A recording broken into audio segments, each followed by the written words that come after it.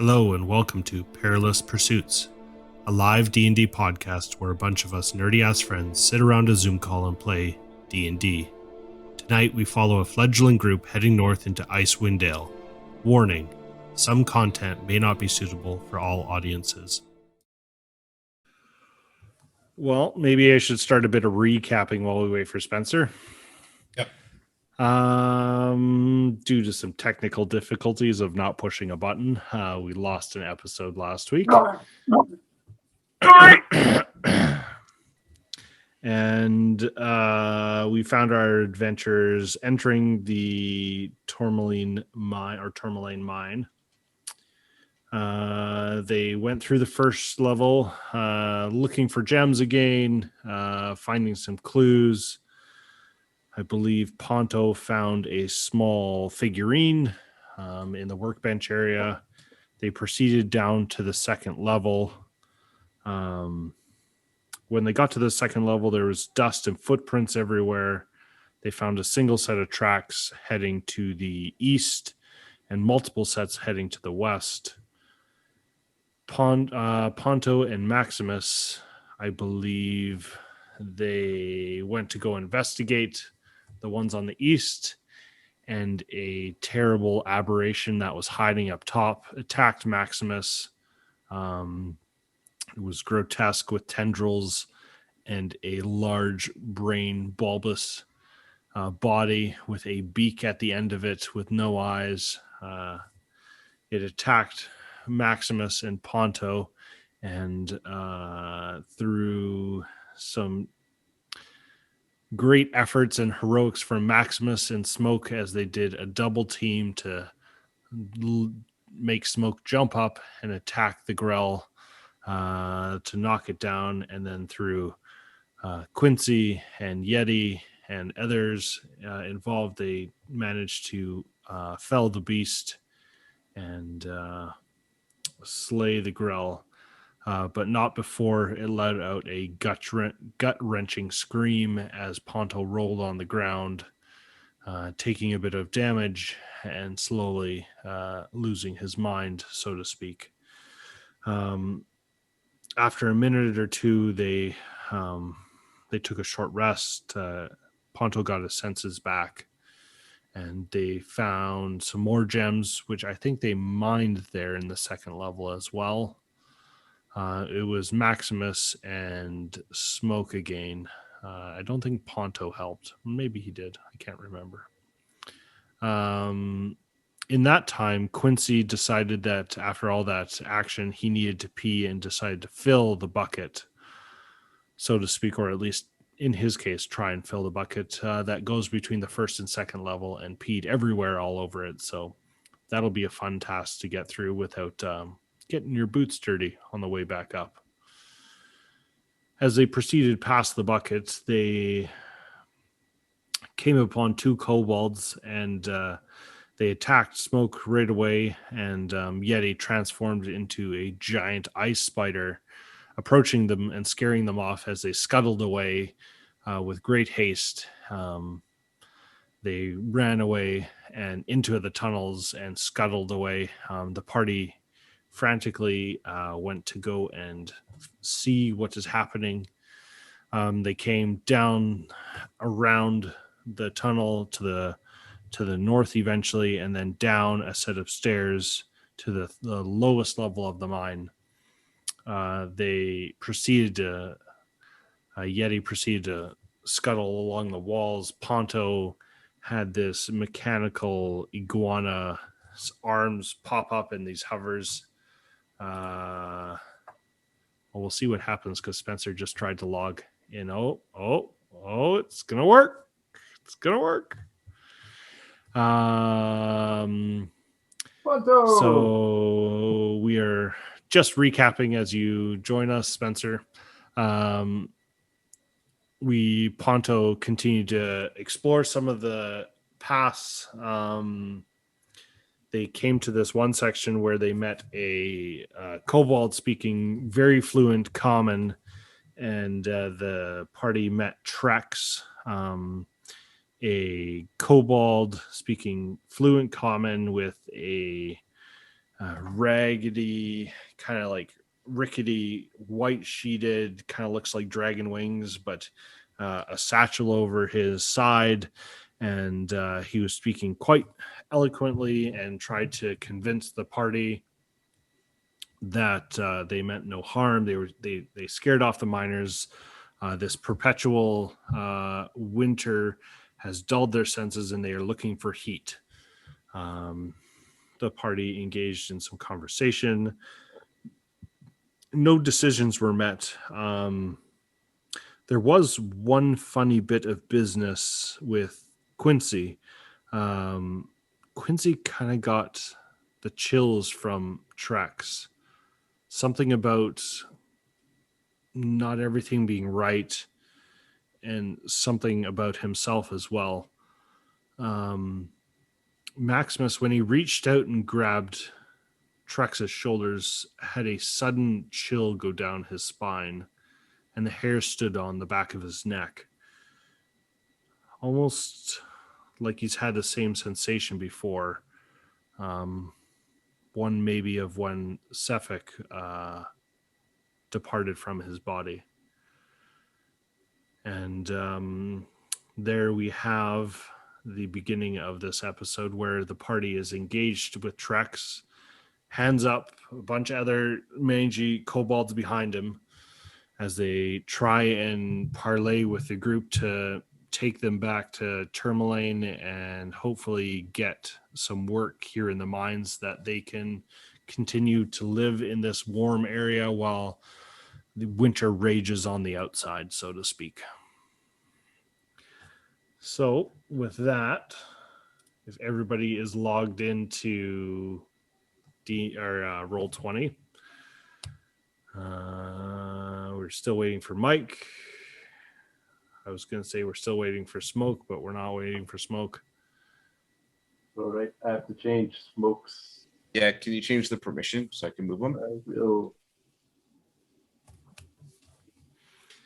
So Smoke has positioned himself behind Trex.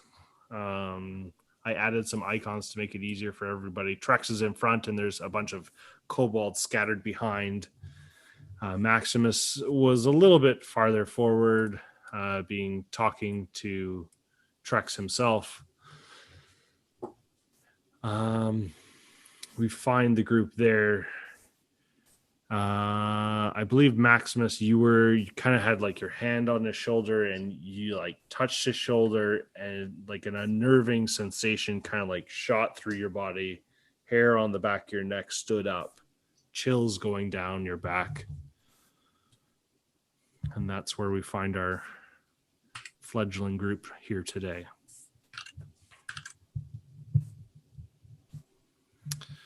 So, Maximus, Trex has got his hands up. He's like, I'm sorry, but honestly, we just need some shelter, and it's going to be just fine. Yeah, I kind of forget the exact moment that we kind of cut split off right when you put your hand on his shoulder and you had this sensation go over you. And then you made an insight check, and something is up with Trex. I'll give it, just because we didn't record last week's episode, we will get Maximus, Smoke, Ponto. Where's Ponto's pretty far behind? Just Maximus and Smoke, and maybe Quincy to make a... Because it doesn't... Was Ponto in the cavern as well? Was he engaged in this conversation, or was he kind of off to the side? No, everybody else was a little bit more concerned, and Ponto, like, we were hired to go and clear the mine, so this talking is sort of irritating Ponto because, it's time to fight.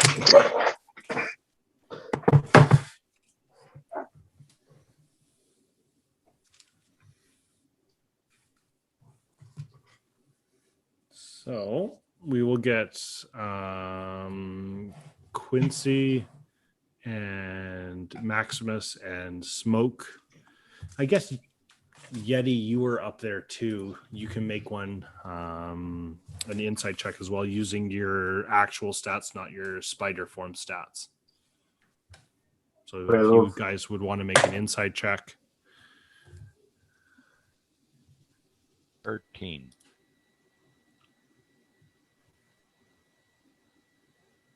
Smoke rolled a 13 too. I got a 5.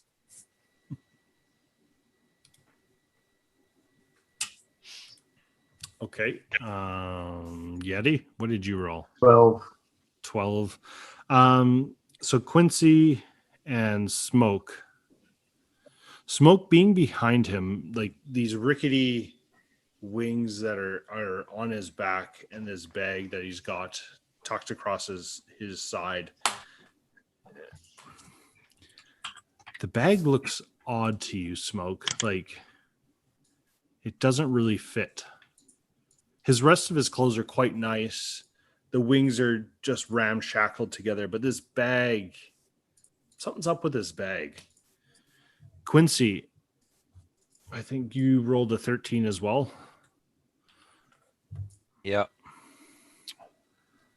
Something in your mind is telling you that not everything he is saying is true. His words of like eloquence and just his beautiful form of speech compared to all the other kobolds, something's not quite right. The fact that he demands the kobolds to speak common in front of him instead of draconic, something is like there's something connecting there, and you're not quite making the whole leap. But something is sparked in your mind that you can tell that not everything is what it seems.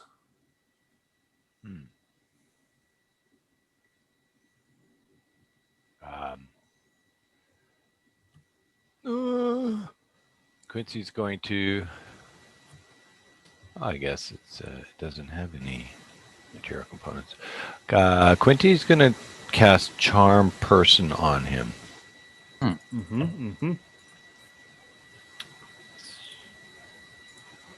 So that's a DC 14 Wisdom saving throw.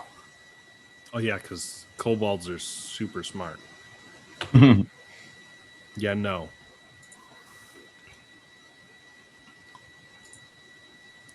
He does not save.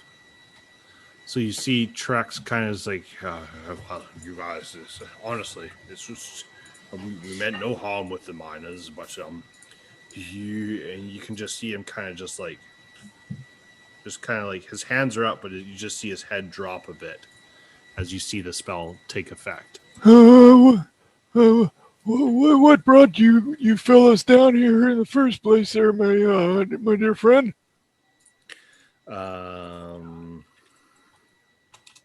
Sorry, I'm just typing in charm person so I can make sure I know what it does. Charm You'll Person. see his hands. Yeah, it's fine. I just looked it up. It's all good. I just wanted to see how long it lasted. That's all. So, you see his hands up. He's like, "Well, we got ambushed by a Yeti out by Kelvin's cairn. We came and found this mine. It's a little bit of warmth, and the miners fled at the sight of us. We never harmed any of them. We used to have one more, but that's all I can really tell you. We came here to escape the cold." Are you planning on staying around here, or what's your plans? And you can kind of see like Trex's face is kind of like twitching and shuddering a bit, almost like something inside him is just not quite there. And you can see the other kobolds are skittering and moving around, and they're like, "What's wrong, Trex? No, Trex, what's wrong? You don't talk like that." And you can hear them bickering and chattering, and Trex is just, you can almost smoke from your angle over top, you can see kind of his head like just like twitch and shudder in a very odd directions at times, almost kind of very insect like, but not quite like he's fighting something inside him. And he says, well, we're just trying, like I said, as long as it's cold out there, we need someplace warm. The winter just dulls our senses. You seem to be having some difficulties there, young feller. Is there something awry with you? Well, maybe it's just the cold, but maybe it's just me. I'm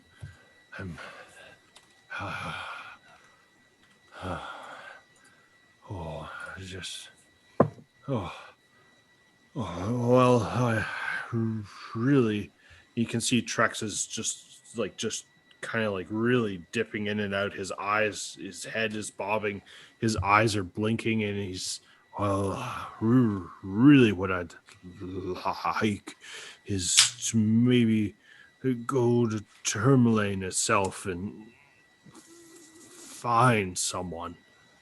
Who you have in mind there, young feller? I'm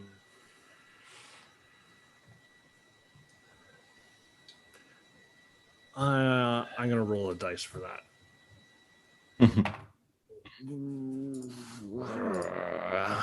So far, this new set of dice has been unkind to me.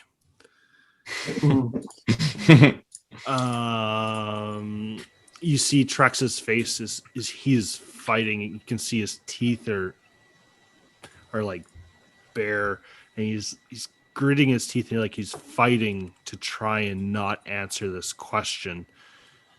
And you get the feeling, Quincy, that something is definitely inside him from your arcane experience.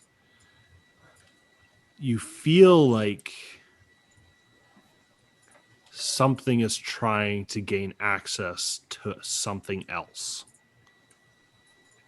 You feel like maybe Trex is possessed. Can I try to use my telepathic speech to try and talk to him in his head and see if there's a difference?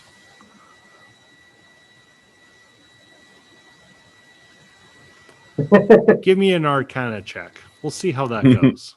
I don't think this is in the DMG. No, this is just good. That's great playing. That's great role playing. I got a 3. Oh. I will give you this. By extending your mental telepathy out to Trex, you get the same sudden sensation like a cold wash of air has worn down your robes and down your back, almost to the same effect that Maximus had that you didn't know about.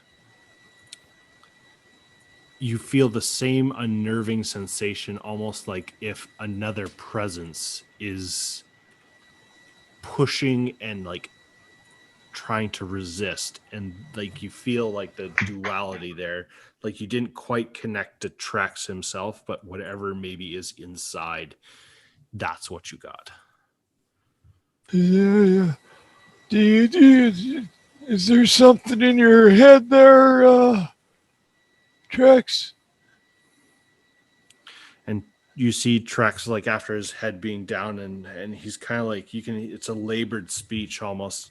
And you see Trex's head snap up, and he's just like fully focuses on Quincy, and he's like, well,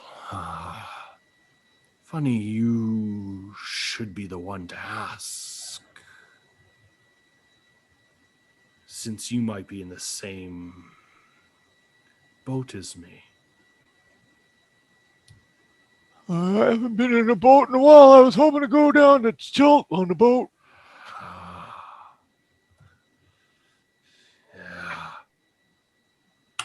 And you see Trex is like, you can see his body moving, and Maximus, you're right in front of this, and this is like, you're kind of doing the back and forth, and you're like, what is Maximus doing? Because I can see that smoke is like he's positioned himself behind, but Maximus, you are like front row, 3 feet away from this guy's face.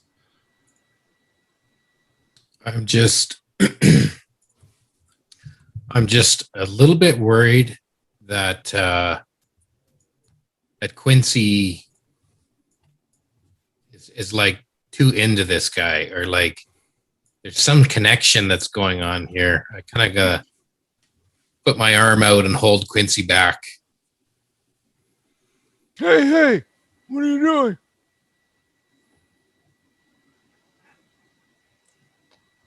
Yeah, there's a little I'll take it from here. Trex, is there someone else here that we could talk to? Someone else who was in charge? You see Trex is like focused still on Quincy, and he kind of like snaps his head. Quincy, you were about to say something? Oh, I was just about to say that the charm person only works on my character, so it would not affect his attitude towards the other characters. Yeah, and you see like just him snap from Quincy straight over to Max. Well, it's no problem here. We just, like I said, we need a bit of warmth, and the mines were nice. That's why we went down here. It's no problem at all. And you see the sudden, like 90-degree shift of his voice from like something like that it was commanding to just more pleasantry and kind of, oh well, this is no problem at all. Right. It's coming back to me now.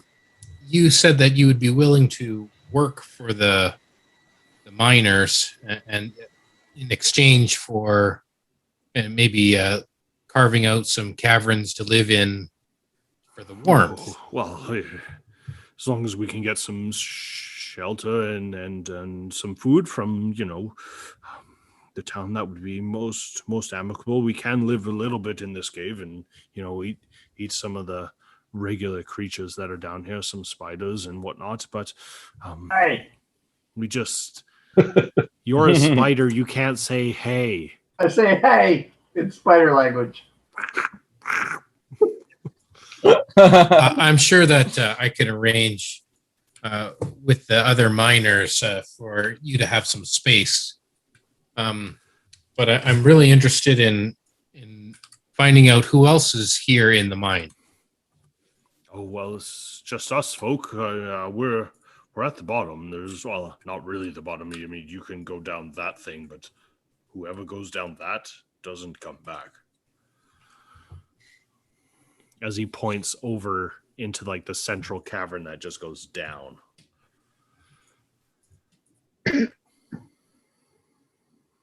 But it's just us here.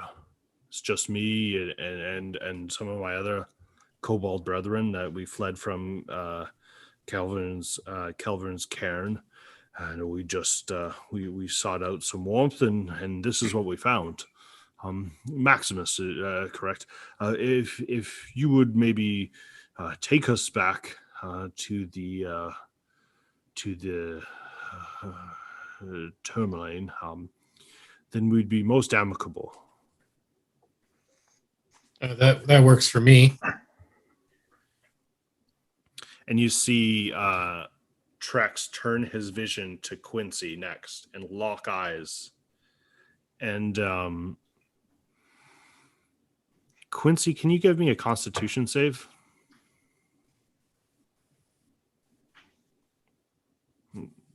Mic down. 18. So you see almost like behind Trex's eyes, like something flutter and try and peer into your mind as well. You have the strange sensation that you just tried to have some of your thoughts read. Hey, what You know it failed because you felt the mental push into your mind as you realized what has happened, and in that sensation, you felt your own thoughts, and then also maybe something else as well. And that force helped you resist and push out this attempt. And I'm well aware that it was him doing this. Yeah, you saw the flicker of the eyes. You didn't see his hands move, but you saw the eye movement and the flicker of maybe something arcane. What's up here? What are you trying to do? And then you see his hands kind of droop You're again. And his poking head. around in my head. That's my job. And then you hear the voice kind of drifting down. Only seems fair since you've been in mine. It's not nice to pry. Who are you? I was once like you. And you see Trax take like a stumbling step forward away from Smoke, pushing into Maximus like he's going forward towards Quincy. Quincy's going to step back. I'll step between if I can. Yeah, you'll kind of like shuttle your butt. Yep. But And What does growl. Maximus and Smoke do? Maximus is going to hold Smoke back. Like, obviously, Smoke Smoke's cares behind- for his elders, Smoke- and yeah, Smoke's Smoke is- probably going to yeah. get right up in his face. So I'm like holding Smoke back. So yeah, Smoke would have definitely kind of like not swiped, but like kind of like just like was on top of him, and then Maximus comes up. He's like, just give it a second, give it a Yeah, second. just Like, hold we on got a this. second there, big Just guy. hold on. And you see him take a stumbling step forward. You are still young.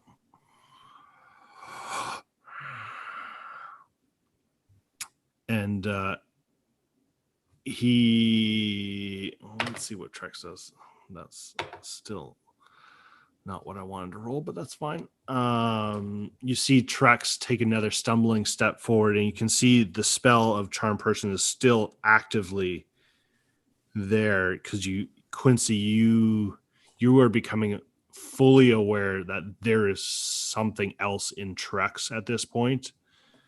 The questions, the questioning from him and the questioning of you and the prying in his mind, no kobold that is in a mine itself is going to have access to that kind of magic. He's got something in his head. I say to the rest of the party. The spider thinks of something really witty to say. Can Ponto just attack now? Well, Ponto's kind of like, after all of this, kind of Ponto's probably shifted into the back. He's like, what is going on? So Ponto's made his way to about 20 feet away from him. Yeah. My passive insight and perception is not super high, so I wouldn't pretend that I would pick up on a lot of the like weirdness of it, but I feel like Ponto would pick up on some of the like focus being on Quincy. Mm-hmm. So what I would like to attempt to do is Toxel's gonna stealth. Okay. I'm hoping that maybe he's a little bit distracted, and Toxel rolled a 19 on stealth. Yeah. I mean, Toxel like suddenly kind of like sort of like crawling up on the ceiling, sort of like spidering it around, yeah, and then come up. And I want him to like land on the dragon wings. Yeah. And then Ponto's going to start tinkering around with his vambrace a little bit. Mm-hmm. And I'm going to cast Identify through Toxel. Oh, interesting. So it takes a minute. Yeah. So this would have been, you would have been like, you would have saw like Toxel crawling up and then just like drop maybe on Smoke and then kind of like leap onto the back of like Trex because he's got hands up and he's kind of like starting to walk forward, and he's you can see his head ducking and turning and shifting. So Ponto thinks something weird is happening but doesn't entirely know it, but casting Identify on a person would let me know if there is a spell affecting the person at all. Takes a There minute, is though. not a spell affecting the person. Apart from charm, but Yeah, you would know he's under the charm spell. Yeah. I don't think it would identify who did the charming, but no, I was just like, if there was if it was a spell to possess him or something, maybe that would give Ponto the lead to do it. But yeah, I think the identify spell would have just got the information that you've got, like there's a charm person spell, other than roll an arcana check. We'll see how good your identify works. I feel like identify is way too powerful for a first level spell for what it can and cannot do. 13. I feel like you would know,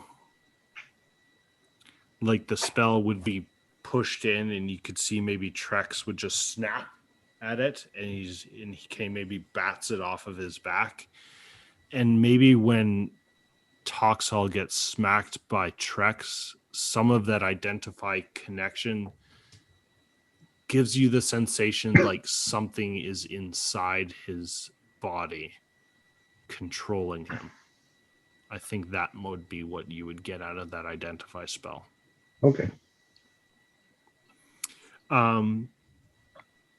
With Toxol on his back, you see Trex's hands are still up, and you kind of see his one hand kind of like motion and do some movements, and you see all of the kobolds behind him kind of just like pop into attention, and they're all focused right now, like really intently focused on what is about to happen. And you see Trex take one more step. Why do you walk away? I've answered your questions. Quincy starts You getting can nervous ask. and he pulls out his little blue pill case and he starts fiddling with it and he drops the pill on the floor and steps on it and then he picks it up and it's just powder and he goes like this and casts sleep on the kobolds behind Okay, Trex. sure. How How many hit points do you got? let me look up this spell here. While this is happening, after Ponto got sort of that feeling from it, he's going to telepathically tell Maximus, I don't think that this is going to go well. I think this is going to turn real fast, real soon. Where does it say how many to roll? Roll 5d8. Yeah. And hearing this, I'll just try and like calm the situation. I'd be like, whoa, guys, settle down now. Settle down. We can work this out. There's enough room in this cave for everyone. 15 hit points. That was shit. Wow. What did you 5d8, roll? 15. 5d8? You got 15? A Must be 2, rolling a 3, parts dice. an 8, and a 1 and a 1. Ouch. Oh, Yeah. that's awful, man. One of them blinks an extra second longer. Yeah. I'll be generous and I'll give you one at least, Mike. That's awful. Well, kobolds only have like 5 hit points each, don't they? Not these kobolds. Oh, okay. Fuck. We're screwed. So I'll give you the one up front. Kind of, you can see he's intently looking, and then you kind of see him just kind of like slump and just hit the side, and you can see he's like leaning against the wall, and we will mark that one right there as napping. Okay. That was shit. As Maximus tries to cool off the situation, I'm going to telepathically again, Maximus, I think there's something wrong with this one. We might be able to swing a deal with the rest of the kobolds, but there's something wrong with this one. You should You should back Trex up. is like moving forward, kind of like hurrying So his I pace believe is sleep a concentration or a charm person? Because I don't see where it says concentration a on bit. these Just give me a spells. second. I'll ask. I'll look it up. It should have like a C beside it. Yeah, If I it's don't see it on concentration. either one of those spells. So I don't think charm person is. I'm not sure about sleep. I would assume charm person is. would I. So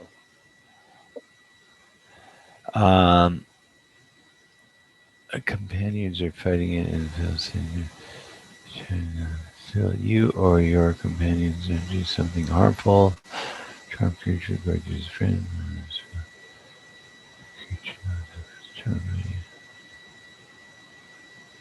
it doesn't say it's concentration.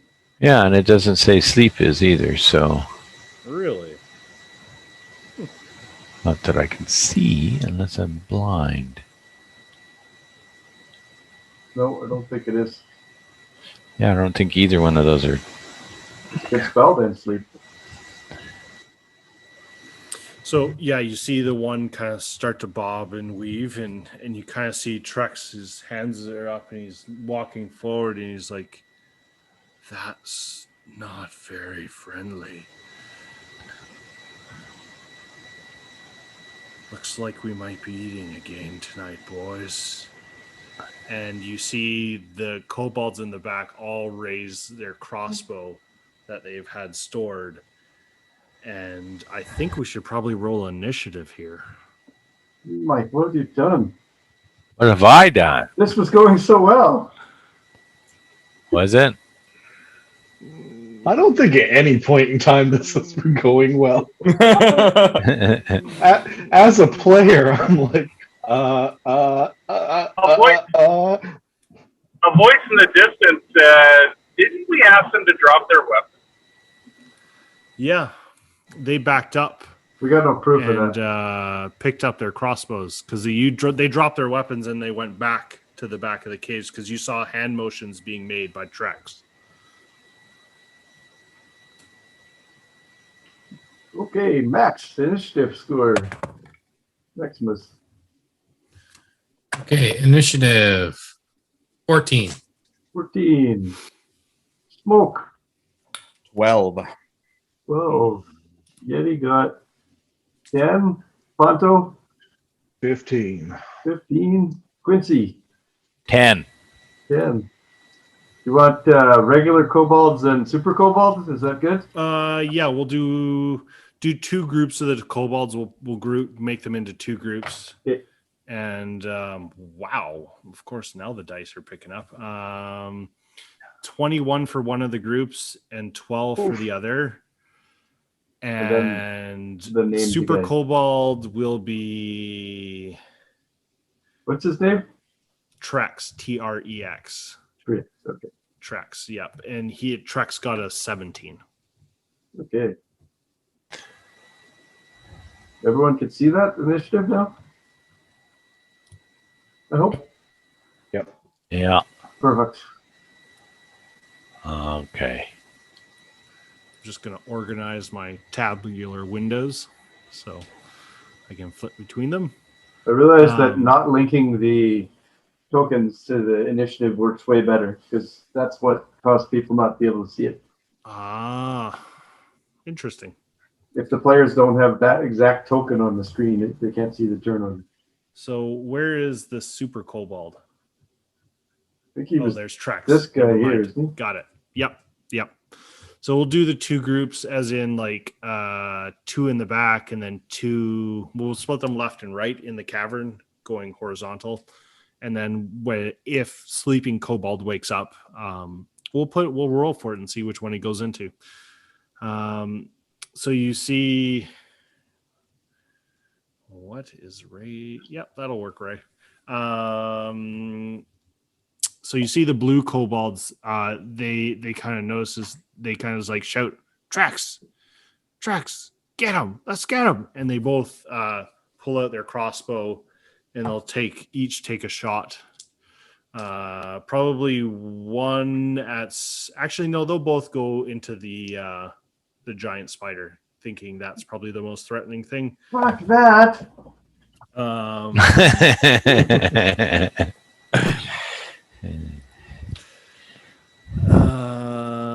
That is a. I have to think now. Proficiency is, we'll call it a 2. So a 13, and the other one will hit with a 23. Yep, and 13 misses. 13 misses? Okay, perfect. So you will take 6 points of piercing damage as the bolt flies out of the crossbow, and you see that kobold at the back. Got him, boss. I got him.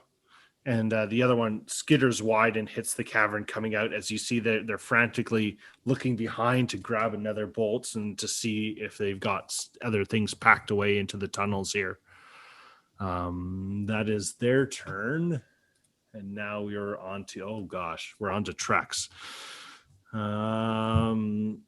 Trex is, he'll still be looking at, trying to see Quincy in the corner. You were like, you need to come here.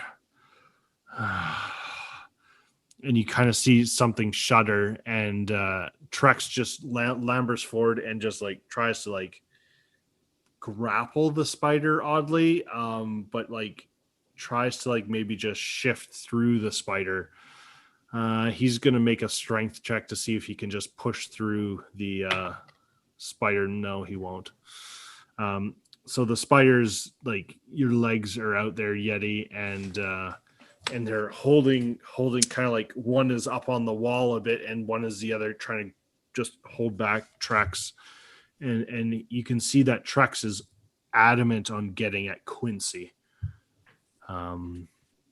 Something about this spell has taken hold of Trex's mind and focused it upon Quincy.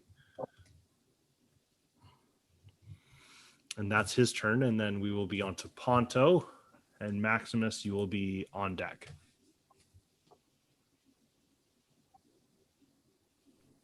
So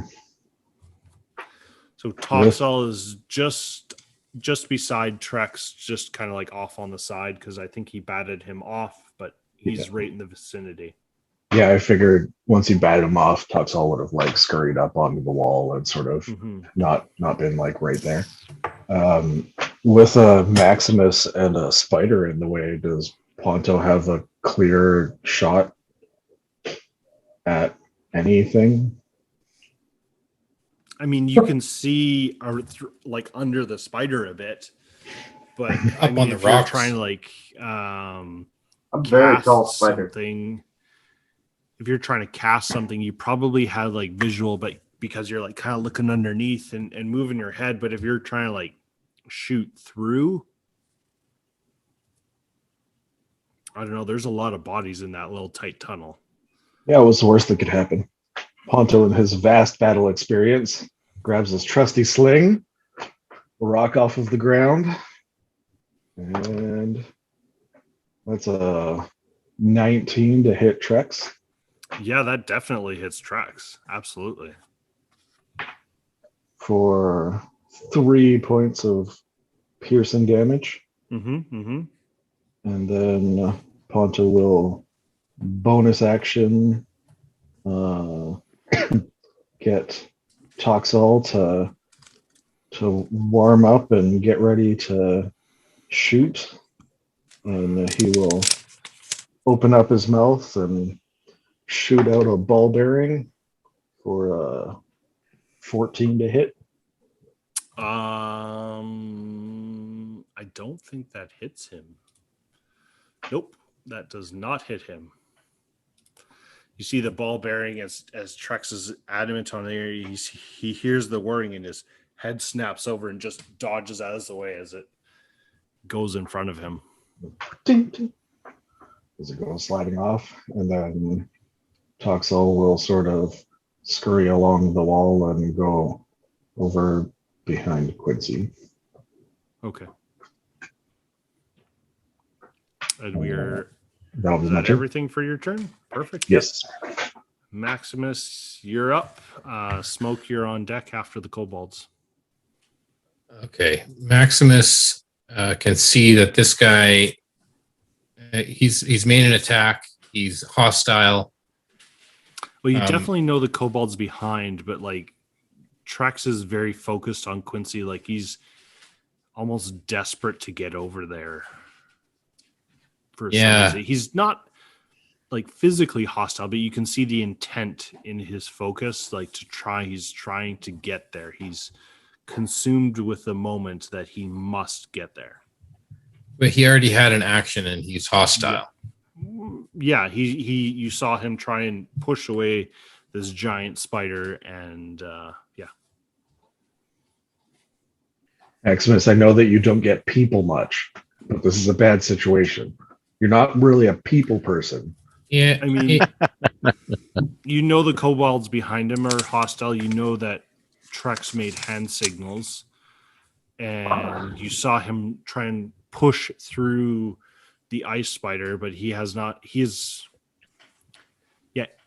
None of this has made sense to you, Maximus, but the chill that you've had since you've touched him has not left your thought process. So right. you would probably assume nothing good is going to come from this. All right, then I'm going to say to Trax, because we had dialogue going. Like I had a conversation with him. Yep. Yeah, you've heard two different versions of Trex. Right. And so I'm going to say to Trex, you know what the difference between a wizard and a sorcerer is? And before you can answer, I'll say class. Oh no! And I'm So going to bad. cast Tasha's hideous laughter. Okay. And what does he have to make? He's got to make a wisdom save. Okay. I think he rolled a 13 plus 1, so 14. That passes. All right. You kind of hear a chuckle, a very low chuckle. Indeed. He laughed. I still got a laugh out of him. He just didn't double over. You see, like he smirks at the irony of the situation, and class is indeed something different. And he kind of chuckles. And bonus action. Like with this tense situation, I'm going to take a step back and I'm going to kind of sidebar with Ponto. And I'm going to say, Ponto, those who make a peaceful revolution impossible will make a violent revolution inevitable. And I'd like to give him bardic inspiration. That's some fantastic quoting on your part. That's one from JFK. I can't take credit for that. Yeah. I was So about to feels say, inspired. I feel like I know who that came from, but yes. Is it a D6 at level 2? Yeah. Was you referring to Cuba or what? Probably. I'm not that old. What was it? What did he say, Mike? Yeah. Do you remember when he said it, Mike? Yeah. So that'll be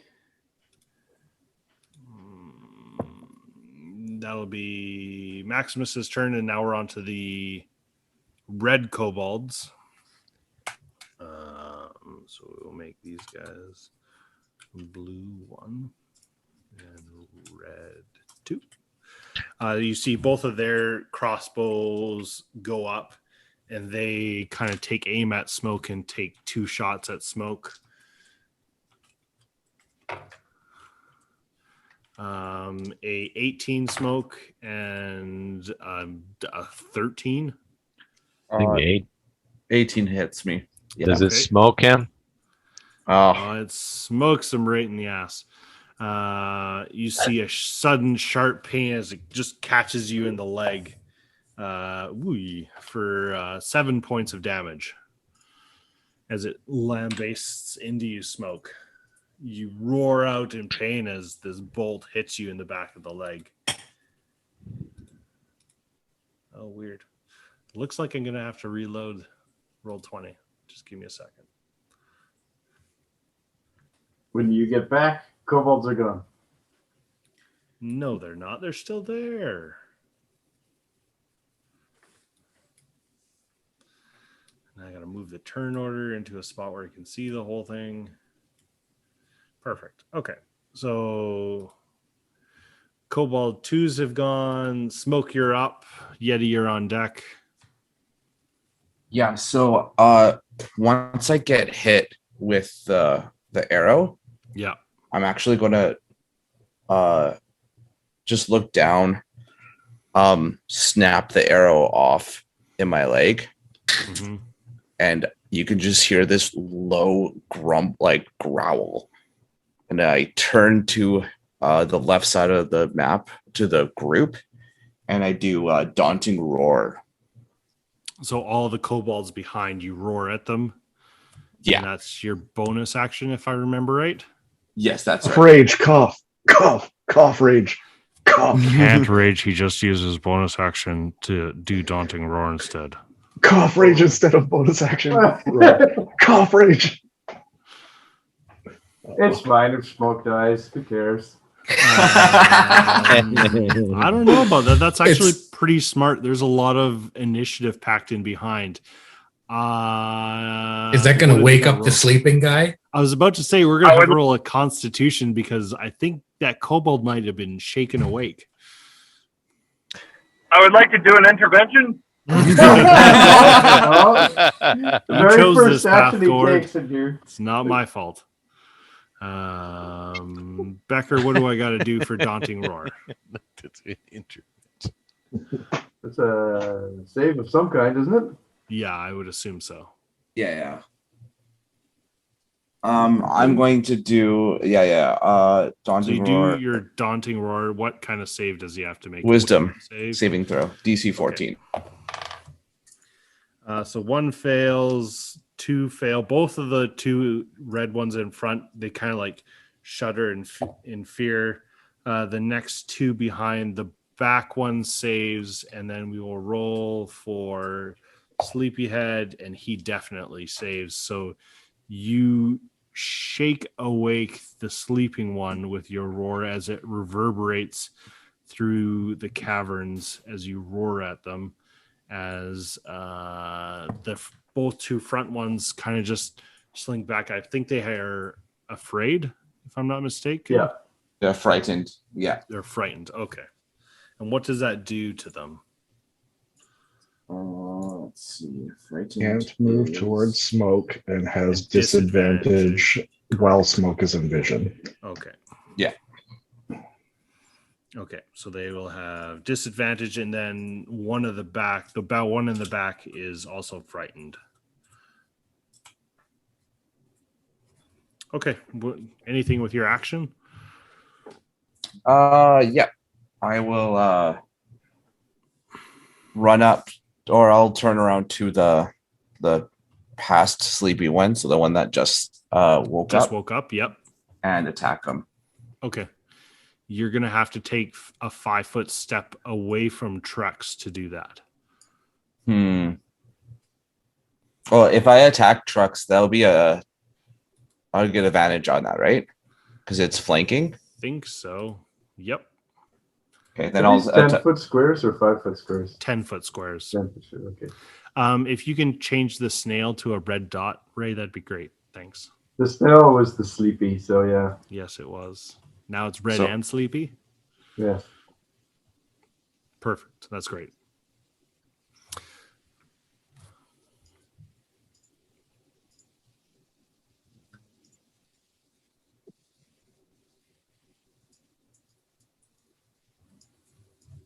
What game is this I'm looking at with these reds and blues?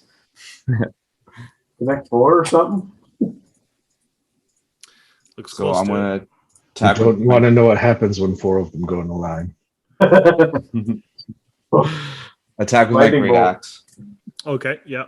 So you'll turn around and you'll take your great axe and try and swing down upon Trex. And I got advantage on that. Yeah. Good God. 14 to hit. That does not hit. You swing wide as Trex hears your roar and dips past. His charm's still going then. Yep. No, it isn't. I hit him already. Did you hit him? Okay. So I hit him yes, with you the did. sling. That's Yeah. right. Okay. And then that's it. Okay. Yeti, we are on to you, and then Quincy, you're up. Okay. Yeti will do a bite attack against this guy. Against which Against one? the Trex? guy in front of him. Okay. Trex, yeah. Yep, Trex.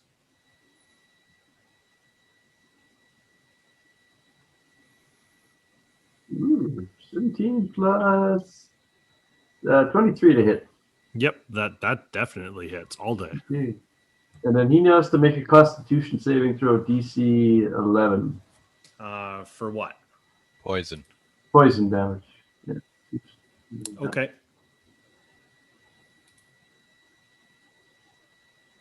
So he takes 11 points of piercing damage and then makes a con save. Yeah, he makes his con save. Yeah. So that's my action. Oh, good. Okay. Make sure I'm sort of in between Quincy and him, so I think I'm standing in. You're Good spot. definitely kind of like in that tunnel space because you are a large creature, I assume. Yes, correct? I am. Yeah. So yeah, you're definitely in that space. So that's everything for you, Yeti. Yep, that's it. Quincy, we're on to you. Okay, Red kobolds are up first. Oh no, blue ones. Sorry, my bad. Quincy is going to spend 2 sorcery points to convert them into spell slots. Okay. And he's going to one spell slot. No. Is it? It's two points for a first level spell slot. Is that what it is? Okay. Yeah. Okay. And it's your bonus action. Okay. And then I'm going to cast Chaos Bolt on Trex. Yep. Okay. So 2d8 and 1d6. So a 21 to hit. Yep. 1, 2, and yes, and roll. What did I get here? 1, a 5, and a 2. Man, I roll shit for damage. 8 damage. What kind of damage? Uh, You have to pick one of the d8s, and that's what kind of damage it is. Where's the Chaos Bolt? 1. I think you just got to scroll down in the tab on it. Yeah. A 1 acid damage. Okay. So as the bolt spews out and it kind of like is shadowy and moving, it hits and kind of splashes against him for 9, you said, correct? 8. 8. And Quincy's going to move. Are these 10-foot squares? Yes. 5, 10, 15, 20, 25, 30, right to here. So you're all the way at the back of the cavern. Yeah. Okay. Ready to get. Yep, that's my turn. Good. Yeah. Okay. Ready to get pushed off the edge. It hasn't crossed my mind at all. This is D&D. Be very careful to not stand in a line with anyone. Yeah, this group isn't good at that. Yes. The kobolds, the blue kobolds, one just shaking and vibrating, and the other one's like, knock it off, it's fine, as they both grab bolts and reload their crossbows and both shoot into the back of Smoke. The one at the back with disadvantage definitely doesn't hit because he rolled a 3 and a 4, and the other one definitely hits with a 19 to hit. For 8 points of piercing damage as it slams into his shoulder blade, and you cry out in pain. Smoke. And then we are on to Trex. Trex is like, why? Don't leave. You need to be here. And you can see he's focused on Quincy, and you see his hand reach out and grab the spider, and you see this pulse of black necrotic energy slam into the spider. Does a 16 hit the spider? Yep. This is one of those moments where you wish it didn't. It's a good thing you're a druid. Inflict wounds? Yeah. 24 points of necrotic damage slam into you. I'm no longer a spider. And you see that black necrotic energy slam into the spider as it coats, and like you see the form shrivel it down, and Yeti is standing there as the rest of the damage takes a hold of him. Ow! I don't know if you guys had 4 temporary hit points to start this Nope. off. I can't didn't. remember. Nope. I don't think I so. was below full. Oh, I still have my 5 written down. Yeah, because you didn't get hit. Oh. Okay. So that's on to Trex. Ponto, you're up. Maximus, you're on deck.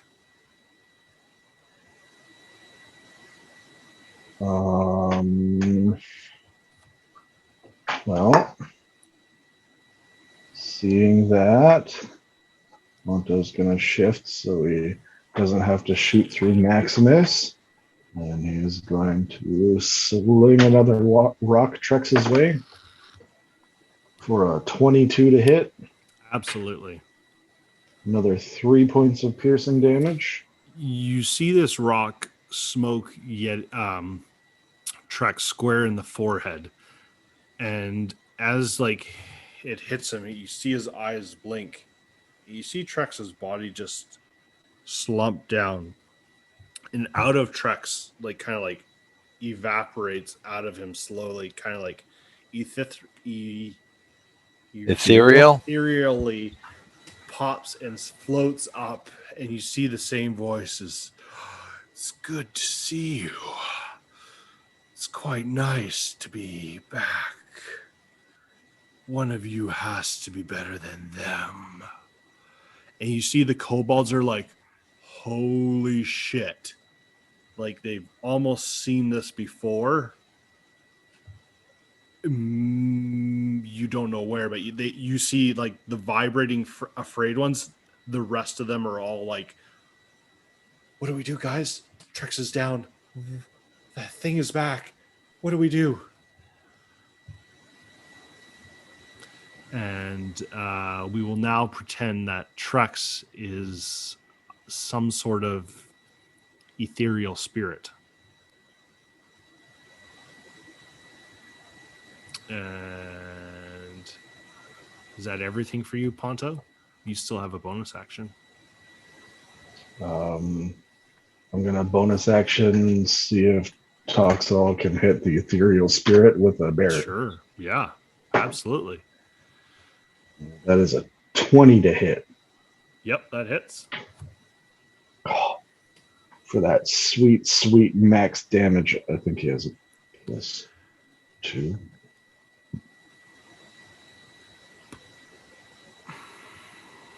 One D4, 6 points of piercing damage. Ugh. Big time. You see that ball bearing Huge. kind of shoot Huge. straight through him as a little bit of that ethereal mist kind of goes out and then just comes back together. Maybe didn't do as much damage as you thought. You guys, I don't think this one bleeds. I think he's fresh out of blood, guys. Is that everything for you, Matt? Ponto? Yeah. Team more, Ponto. I'm pretty shaky Ponto right here. is gonna You've move done up your action, 15 your feet. bonus action. You're moving up. Ponto's Oh, good. standing God. up in front of Maximus, sling in one hand, dagger in another, Okay. going up to help Yeti on the front line. All right. You got this. As Yeti goes behind you. Don't you have one more wild shape in you? Maximus is up to you. Okay. Smoke, you're on deck after the red kobolds. Maximus, seeing the situation change here, the kobolds now see this ethereal,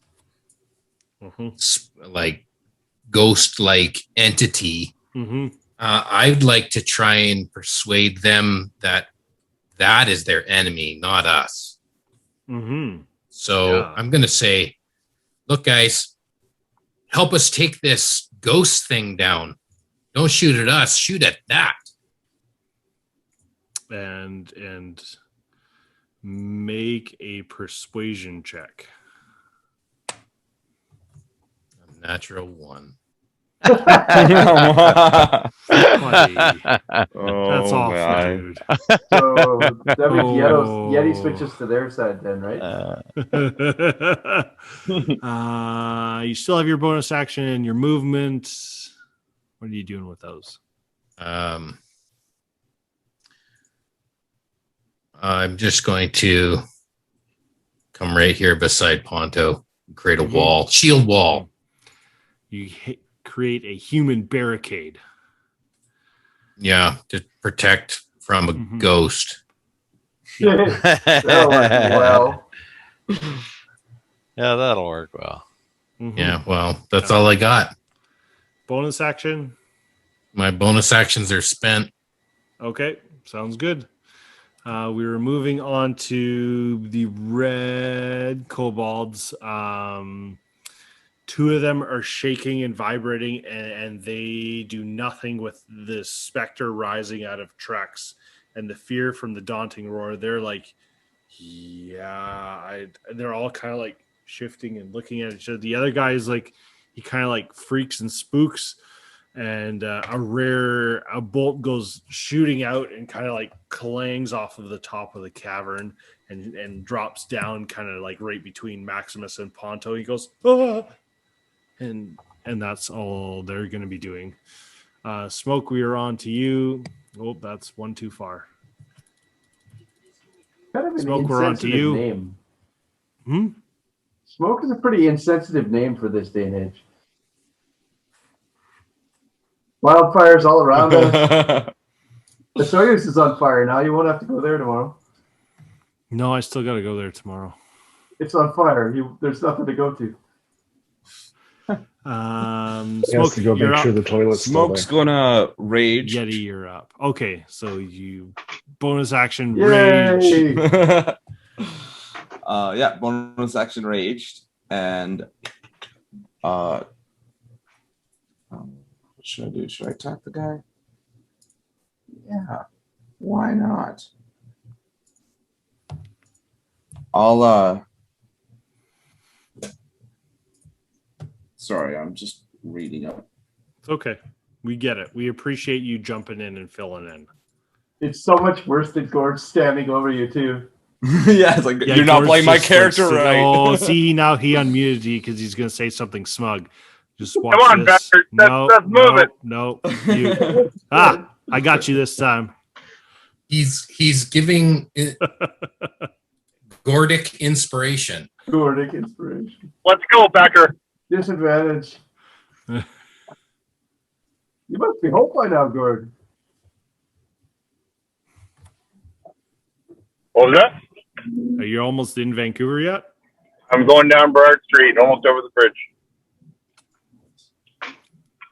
Okay, I have. I should be attacking with my great axe. That's a two-handed weapon. Okay.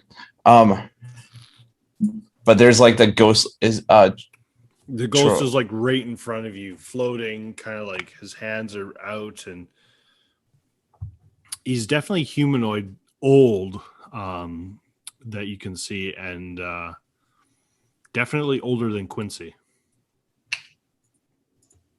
Okay. Older than Quincy. Much How's older that than possible? Quincy. Should I don't know the backstory. Should I attack try to attack the ghost? You would probably I would say you would attack, because whatever is coming out of this thing is definitely terrifying the guys behind you and everybody else in front of you. But I'm wondering if I should attack the ghost or the like guy buff that it came out of. I mean, the guy behind him, he's crumpled and kind of like you can see the rock embedded in his head. He's not dead. moving, and he's probably not breathing either. Okay, I want to saw something cool. I want to try. Oh no.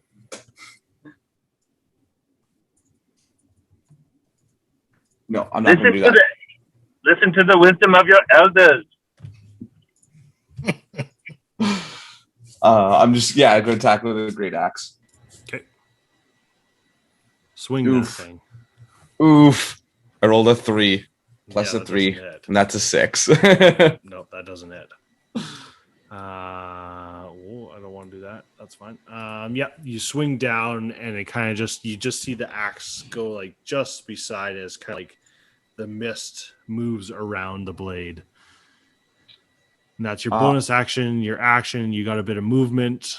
My movement, I can't move smoke, but can you move me on the other side of the ghost? Like on the right side? Yeah, Yeah, exactly. Rotate Right around there. so he's in front of everybody. Got it. I just want to be with my team. You're like, I don't want to be on this side of the bridge anymore. Yeah, exactly.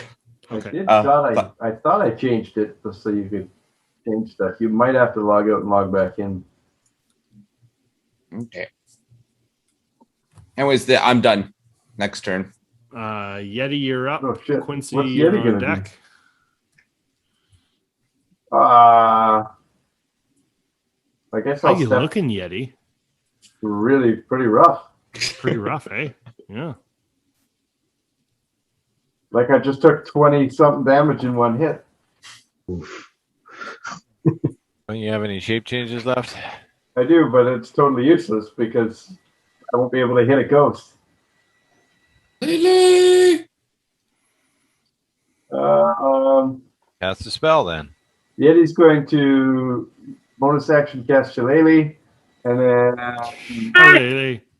swing at this guy with my fancy magic staff. That'll Okay. do it. The weapon also becomes magical with this. Yep. I understand that. If that helps. And it specifically one taps ghosts. It's that, exactly. It's that KO ghost staff. Yeah. Yeah. 23 to hit. And, Absolutely. All day. 5 damage. Perfect. You solidly smack into this entity as it comes out, and you can definitely see as your staff hits, there's definitely resistance as it passes through. Definitely a solid hit. Yeah. That's my turn. Bonus action. Cast Oh, you Shillelagh bonus with action bonus Shillelagh, that's right. And attacked and moved. Okay. Quincy. Quincy, remembering that whenever he got that feeling in his head that gave him a headache, it did something to other people. He's going to try and tap into that, and he's going to squint and cast Mind Sliver on the ghost. Sure, yeah. And he's got to roll a saving throw. Okay. What kind of saving throw? Intelligence saving throw. DC 14. That doesn't save. Nope. Okay. He fails. So he takes 5 points of psychic damage Ooh, and 5. subtracts a D4 from his next saving throw. Okay. How the heck did he get 5? Isn't it just a D4? No, it's a D6. It's a D6. That's right. So 5, and he's got disadvantage on his next save, right? No, negative a D4 to his Negative next save. D4. Okay.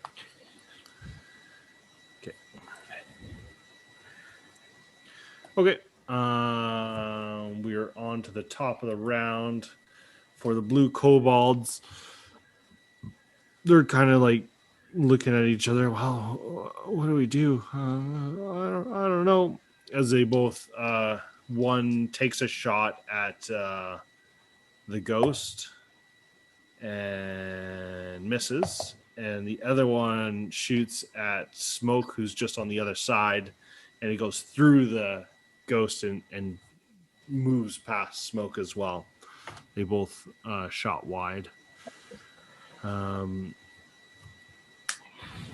With that up, they're kind of like chattering to each other in Draconic. Does anybody speak Draconic? I don't think so, but I'm not sure. Nope. Maximus? Nope. Okay, perfect. So you hear this chittering in Draconic coming from the kobolds, and Trex is up now.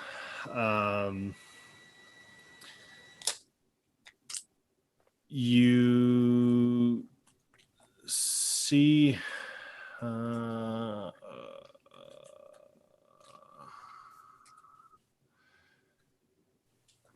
you see this ghost kind of rise up, and you can see its kind of hands are floating up in front of you, and it swings out straight, almost like it's going to go at Smoke, but then you see him kind of move through Smoke and goes kind of in between all of you, and then just you see this one hand come wildly swinging out at Maximus, and see his hand go out. That doesn't hit you, Maximus, so you're okay.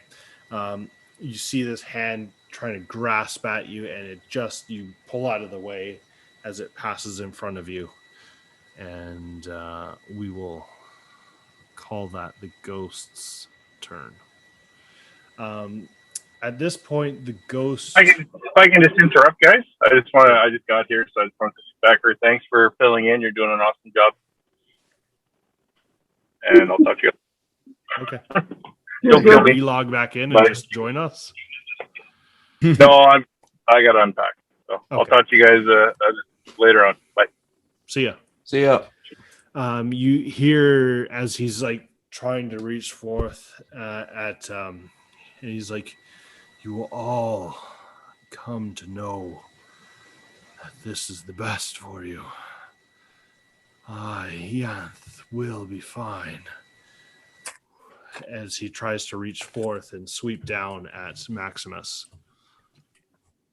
We will go on from Trex's turn onto Ponto. So Ghost Trex left the body behind. Yep, the body is still crumpled in the same spot. All right. So we're gonna pocket the sling, wrap it around the belt, and we're gonna dagger between the two hands, and we're gonna take a swipe with the dagger. Yeah, sure.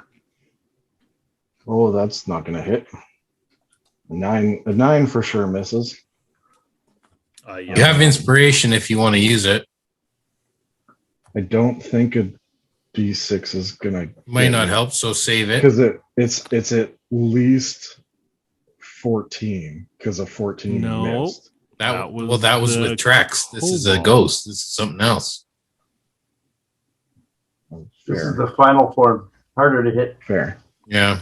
Or maybe not. Maybe it's the opposite. All right. Ponto, in his vast experience, Yeah. is not going to use the Bardic Inspiration. Okay. Yep. A 9 does not hit. But we're gonna take another shot with Toxol bonus action, and Yep. that's gonna miss as well. What was that? 11. 11 hits. 11 hits. Oh, Oof, it hurts. For 3 points of piercing damage Okay. as it whiffs through again and Yep. sort of molds back together. Absolutely. Yeah, that's exactly what happens. is it taking any damage from that? I mean, You see when you say it ball misses bearing on the other attack, goes through. where you say the it- ball bearing goes through, and you see kind of his ethereal form move around, but you see a little bit of the mist caught with it as well. right. When your description of a miss sounds the same, but there's some damage happening. Mist, not a miss. Yes. So, Yes.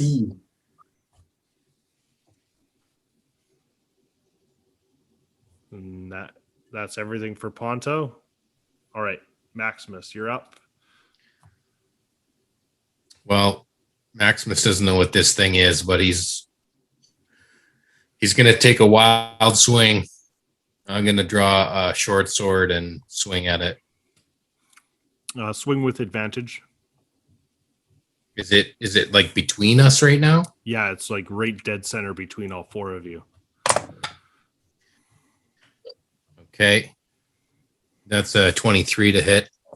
That hits.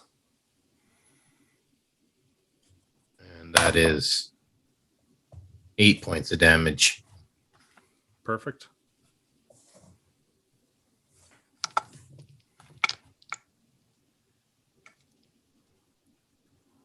Bonus action.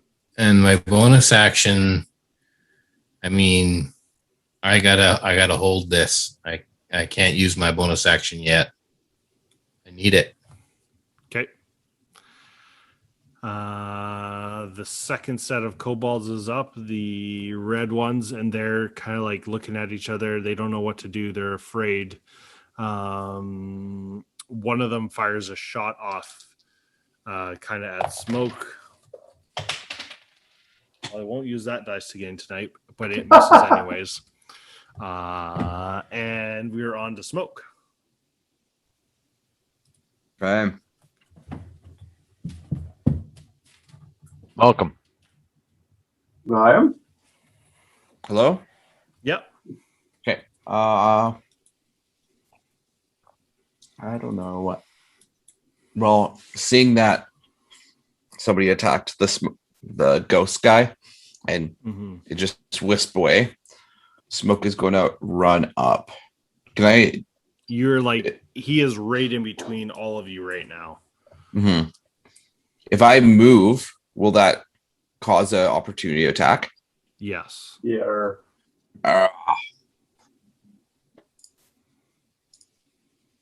What's Smoke looking like right now for hit points? Not so bad, not bad. He's halfway. Okay. So he's looking a little rough. Yeah, a little rough, but not too bad. I don't know what to do. I guess I can use my bonus action. No, I can't, right? I can't bonus action disengage. No, it'd be a full No, that's action to disengage. okay.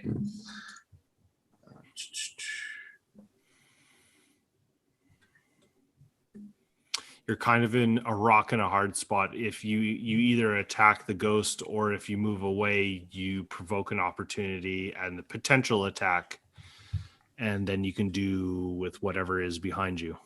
Mm-hmm.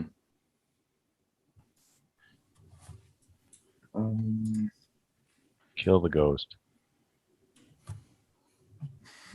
Yeah. Well, if I can hit him. Yeah. Oh yeah, I'm gonna attack him with my great axe. Sure. Yeah. So that's 22 to hit. Absolutely hits. Perfect. And then that is 13 points of damage. Oof, as a big swing comes through. You see it cleave into the ghost itself, and just kind of like you see the ethereal smoke move around Smoke's axe as it goes through and then forms back up. It's definitely kind of like shifting and moving a bit more violently at this point. And we are on to Yeti. I think that's everything for you, Smoke. Yeah. Okay. And it did get hurt from that, or no? Yep. Yeah, you see it's taking damage. It's definitely not taking as much as you think it should, probably, but you don't know. You've never been a ghost, nor have you probably fought one. All right. And I would have advantage if I shillelagh here, right? Absolutely. Okay. Well, shillelagh. Jesus, those are bad rolls. I got 11. Yeah, 11 hits. Actually, Smoke, roll another d20 to see if you get a natural 20. You should have had advantage. No, 12. So 5 damage. 5 points of damage. Perfect. Yeah, you see that definitely clocks something inside its being as it moves and shifts back and forth as it's going through. Quincy, you are up. Quincy's going to Mind Sliver again. So Perfect. he hasn't made a saving throw, I assume. Nope, he has not. So make another saving throw with a negative a d4.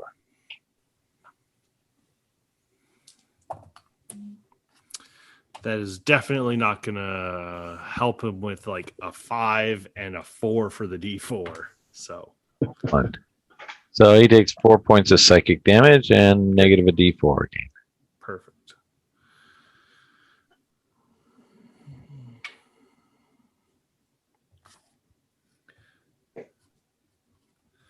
Perfect. The kobolds behind, they are looking at this spearing and they're kind of chittering back and forth, and they kind of said, well, they kind of like put their crossbows down. It's like, look, we're not going to shoot. We're not going to shoot at all. And their hands are up, and you see Trex kind of just Yanth move his head back and kind of just scream at them, and it's like, get them now. And they do nothing. They're kind of like freaked and frightened of the situation as well. How long does the daunting roar frighten last, Smoke? I bet you they probably should have made a save for that, but that's all right. Oh, the end of your next turn. Yeah. Okay, so they're not frightened of you anymore. No. They're more terrified of this thing anyways. So also forgot that I did 2 extra more damage because I'm raged. Oh, yeah, that's fine. Yeah. Okay. And we are on to the ghost.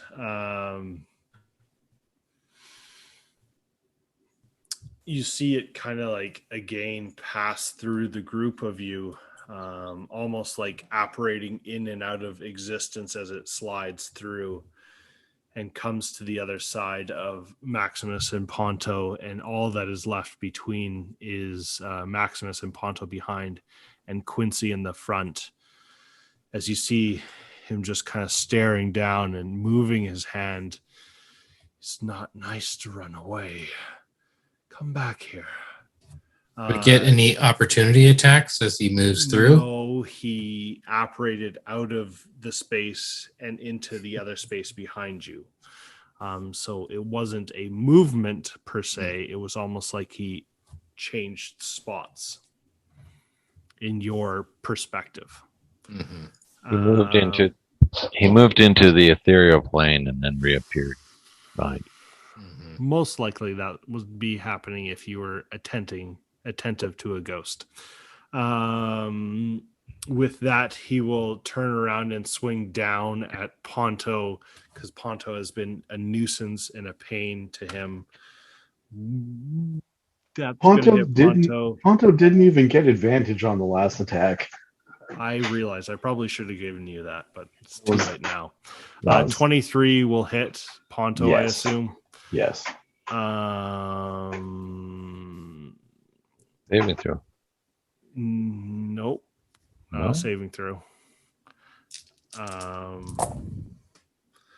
8, 10, 13, 14 points of necrotic damage hit your body as this like hand hits your body, and you feel this kind of pulse, and this pulls your life essence out of your being. And that's its turn. Cool. Cool. Ponto, you're up.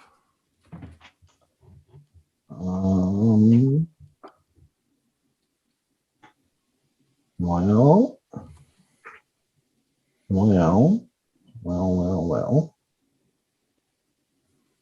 If only I had ritually cast Identify and taken the 10 minutes that we were standing there talking with the guy who was obviously going to try to kill us, instead of casting a spell slot with it. Ponto is going to shift around and get in between him and Quincy. Mm-hmm. And then is Maximus close enough? Oh, yeah, you have advantage. That's no problem. I'm stretching for it. As long as you're making a melee attack and not a ranged attack. I absolutely am. It's going to be a 21 to hit Yep. for the sublime max damage of 6 piercing damage. Okay. And then I will bonus action get Toxal to attack as well. He will use his movement. And that's a 9 to hit. Yeah, that doesn't hit him. All right. So we know that it's less than 11 and more than 9.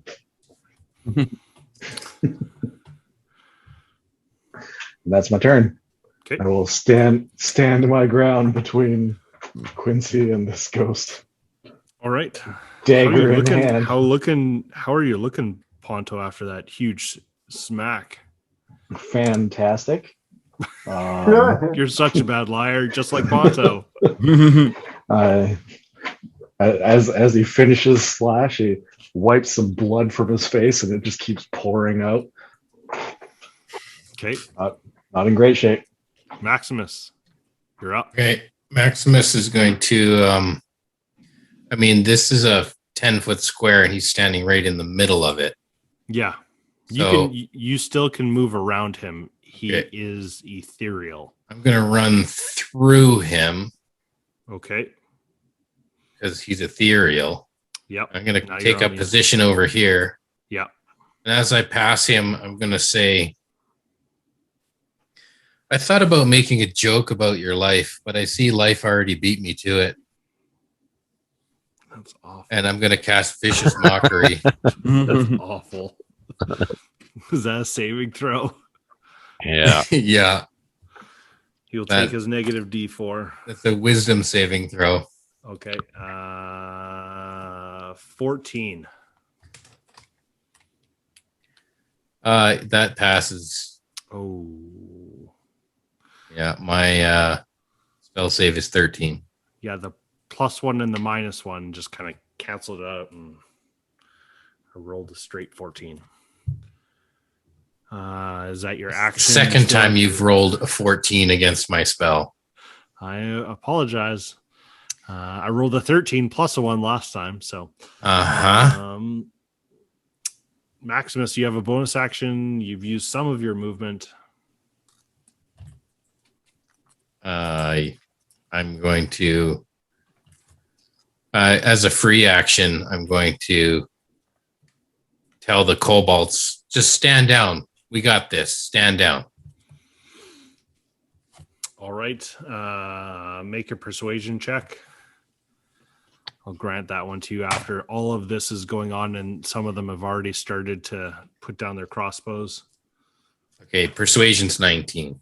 Yeah, you see the rest of them kind of like all nod hurriedly, like we should do this. And Ponto's going to look at Maximus, and there's going to be some blood coming out of his ear, or they could help us. Spitting out Yeah, blood. well, I used my whole action to help them, or to have them help us. This was a free action just to have them not hurt us. Sure, yeah. Smoke, you're up. Yeti, you're on deck. Okay. Yeah. I'm going to attack. So you're going to move up to... You'll move up and you'll swing away. With advantage. Yep, with advantage. Yeah. Go roll. 12 to hit. That hits. Oh. And then for damage, I roll 5 points of damage. Oof, Oh no, right. that's 6. All right. Okay. Sounds good. So you have movement. That's your bonus action. I don't think you have anything to do for your bonus action. Nope. Yeti, you are up. I can sneak past Topsail there and move over Yeah. here. Toxel's super small. You can step over him. I pat Topsail as I walk by, scooch him under the chin. The metallic lizard sort of looks up at you, and You hear this clank, this, clank, clank. tongue comes out, and loves it. And Shillelagh again. Yeah, shillelagh. 20 to hit. Yeah, that hits all day. Was that advantage? Yes. 12 damage. 12 damage. Perfect. That's amazing. He is not looking. You can see he's definitely kind of dipping and twisting and just like his form is wasting away. And anything else from you, Yeti? No, that's my old turn. Quincy.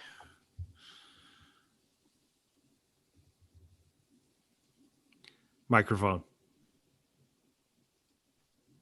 Same old, same old. Same old. Mine's liver.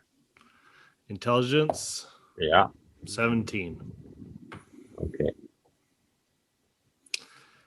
And I rolled max damage. Scheisse. Anything for your bonus action? No. Okay. But I think he'll move a little bit away.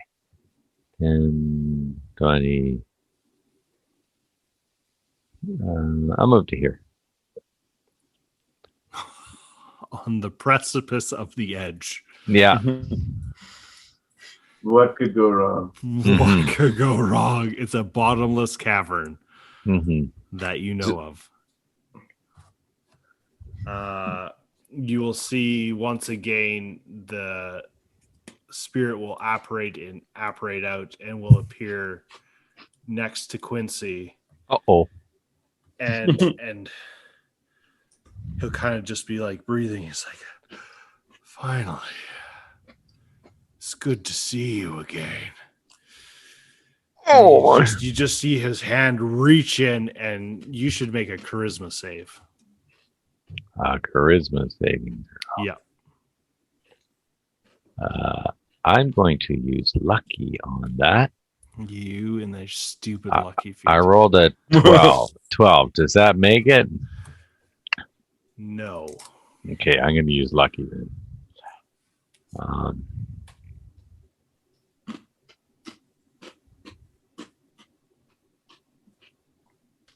21. Does that make it? It does. You see his hand reach in and it finds its purchase.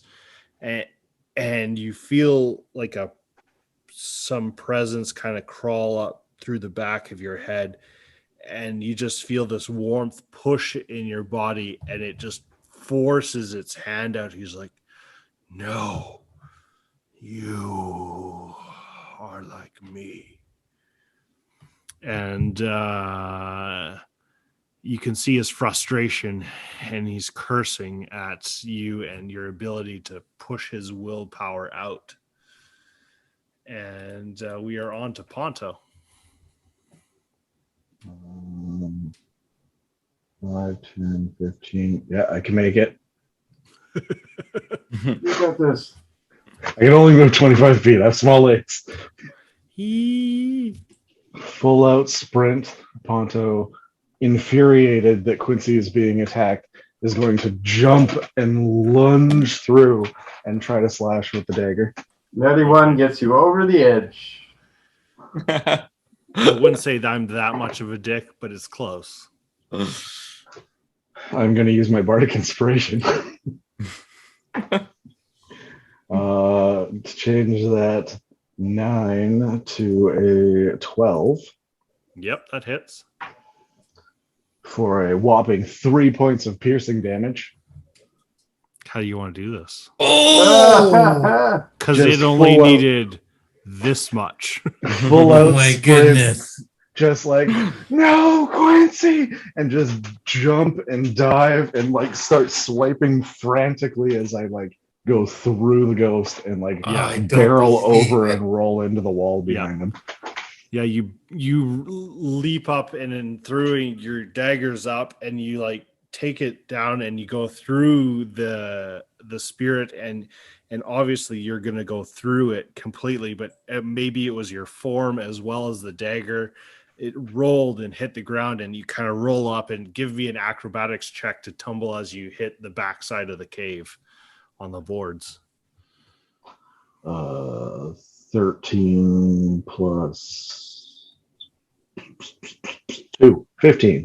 Yeah, that's more than enough. You kind of roll up without hurting yourself or rolling off an edge by any means, but you're on the other side now, and you And I all just see roll this- roll yeah. through, and I'm landing, grab the sling, and I'm ready, and I'm like, gone.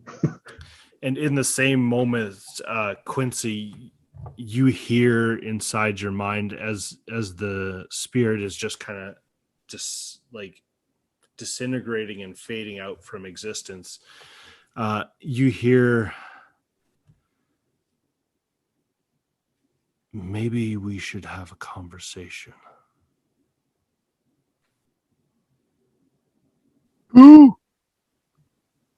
That's all you hear, and it's just a small whisper. And it's not really words, it's more like a feeling of knowing like something is there and something wants to talk to you. What? Huh? That's an appropriate reaction for Quincy. You're like, huh? What? Does this does any of the vision of the ghost remind us of the No, what's it her looked name, the very Icewind? different from Suffolk. Suffolk, okay. Very, very different. Suffolk was cold, and you could see the malice and anger in his eyes, where this was not angry, but more like frustrated, like he was trying to gain purchase into something better. Okay. With that will take us out of combat, and we are going to take a 5-minute break.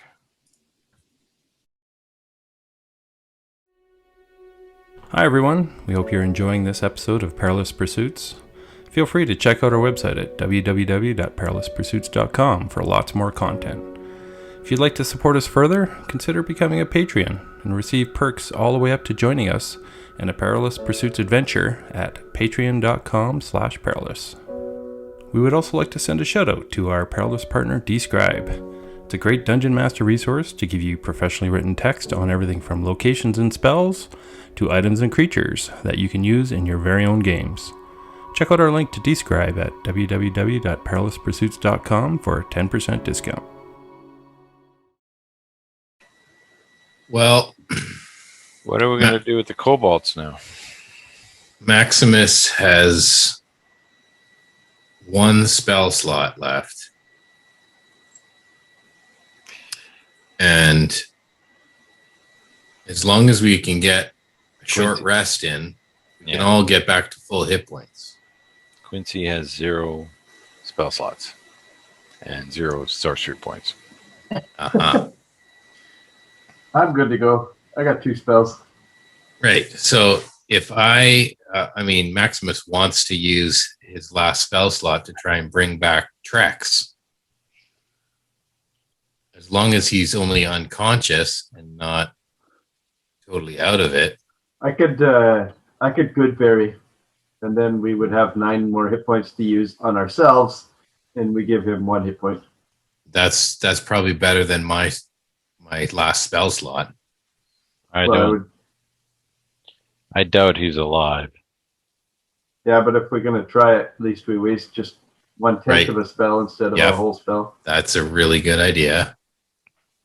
Plus, I could use 9 Goodberries, and Ponto could use 10. Well, I could sing you guys a song, and we could have a short rest, and then we could all be like full. It doesn't get my spell slots back. No, it doesn't, but maybe it gets us out of this cave. And we can long rest back at the nice, comfortable hotel. Oh, in fact, we're not going back to that town again. Oh, yeah, I like that hotel. No chance.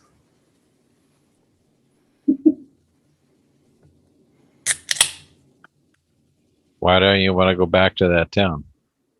Because we're going to get attacked by Zekic's people. No, they've left. There's no chance that's over. Look at that. Well, absolutely, there is no chance it's not that's over. See, over. look at the grin on our I'm face. sure there will be 0 repercussions. Yes. Well, we just trust Ponto's vast experience. Yes. We're going to go back to town with no spell slots left at all, and then Torga's going to jump us. I don't You think don't she's rest going to do here it in in the this mind. town. No, she'll do it in the next town. Yeah. She's probably not even there. She's already in the next town. Well, she doesn't know what town we might go to in the future. She's not, if she wants to get us back, she's not like, I'll just go to another town and see if they follow me. It's not like she's got DM powers. Yeah. No, she doesn't, but I certainly do. Since I can choose where she goes, I don't know what might happen. We all good to start back up? Yep. Yep. I'm just reading about that big fire down south there. It sounds brutal. Yeah, it's not nice, that's for sure. You're going to get the day off tomorrow. You don't have to go down there. No, that won't happen for a day off. So, so we come out of this combat, and you're all breathing quite heavy. The kobolds kind of like skitter up, and they're like, "Are you guys okay?" Is it too late to save the kobold that had the ghost come out of it? Trex. Correct? Yeah, is Trex's he- body is right. Is There. he like unconscious and making death saves, or is he out? You can, whoever wants to go up can make a medicine check. I'll cast good berries and give him a good berry. If he's Oh, you're How going to are make you a gonna medicine make him check eat it? first? shove it down his throat. It just stays in his throat. How do you make him like? I'll make a medicine check if you're not going to. I got a 21. You kind of Maximus look at baby him. birds the good berry into his mouth. No. You can see Yeti just grabbing his jaw and just like trying to open it and close it. Yeah. With a 21 Maximus, you kind of are like, like hand on the wrist underneath the neck to try and feel. You're not familiar with kobold anatomy, but you assume there is some sort of vein that pumps blood up from his heart into his brain, and you don't feel a pulse either. He's gone. Yeah, take the good berry back out and hand it to Ponto. Okay. I want you to make a dexterity check to shove your giant hand in the kobold's mouth to get the tiny goodberry out of his throat. Operation. It's not like you've got like chopsticks and you're going in and pulling it out. 14. Yeah, no, pull you don't real- get it. You pull really hard and you pull his tongue out. You get his like little like What is this stupid thing that in the back of your throat that Sausage? dangles? Uvula. Uvula. You grab his uvula and just snap it out. You're like, oh. There you go, Poncho. Eat this. This will help you. Yeah, he still thinks it's a berry. It's a good berry, yeah. Make Ponto a eats it. deception check. All right. In Ponto's vast experience, it's warmer than the other good berries he's been given, but Chewier, too. I'll give It's a long Poncho chew. five It's like rubber bands. good berries for Long Poncho. chew. I'm eating 4 good berries. Okay. You guys ever see that Japanese commercial? The long chew? No. Nope. Look it up sometime on YouTube. It's pretty funny. That was painful. So these other 5 kobolds, they come skittering up and they're like, honest, we don't want any harm. Just you guys look like shit now. Do you need to rest? Yeah. And, We could sure use a short rest. If you got somewhere for us to lie down for a bit. or like if we always just hide in the cave down here to just on the other side, we kind of just tuck in and just that's where we sleep. Nothing else down here but us guys. And they kind of like motion over, and you guys just kind of all slowly make your way. You can see like it opens up, and there's like this little nook where they've kind of like set up a bit of straw and whatnot that they've parceled out from like the above couple layers. And they have this kind of like little camping area, and they've got some like very weird looking things that they have scavenged and scrounged up to like that they're eating, and they're kind of like, it's not bad, it's not great though, but it's okay. Quincy's gonna dig out some rations out of his pack and give some to the kobolds. And they're like, oh, cool. Is this food? Yeah. Oh, thanks so much. You little fellas look like you could eat something. They're definitely skinny, and they're definitely like, they look like they're a little malnutritious as well. So they're super appreciative, and they kind of like all take it back in between the 5 of them, and they kind of like all divvy it out, and you kind of hear this as they like jam it into their mouth and like violently eat it. If you guys would like to take a short rest, you can. The other kobolds kind of like keep to themselves, and they kind of like usher you into like where they rest, because you guys look like shit. Okay. If we're going into a little cave and they're going to take a short rest, I'd like to get out my guitar and I'll play a little song for everyone. And I'll tune it up, and I'll say a little song, and it'll go, today is gonna be the day that they throw it all back to you. By now, we should have somehow figured out what to do. And I don't believe that anybody. and if anybody hears this Kills song the and Pontos do. they feel like they really enjoyed the music, Yep. they can roll an extra 1d6 and add it to Ooh. their hit dice. Do I have to also roll for hit dice for that? You have to spend 1 or more hit I dice. actually think you do need to spend 1 Yeah. hit point dice. Okay. Yeah. If you spend a hit point dice, then you get an extra 1d6. I will let you all roll. Do you want to roll the d6, or do you want to let them all roll it individually, Jason?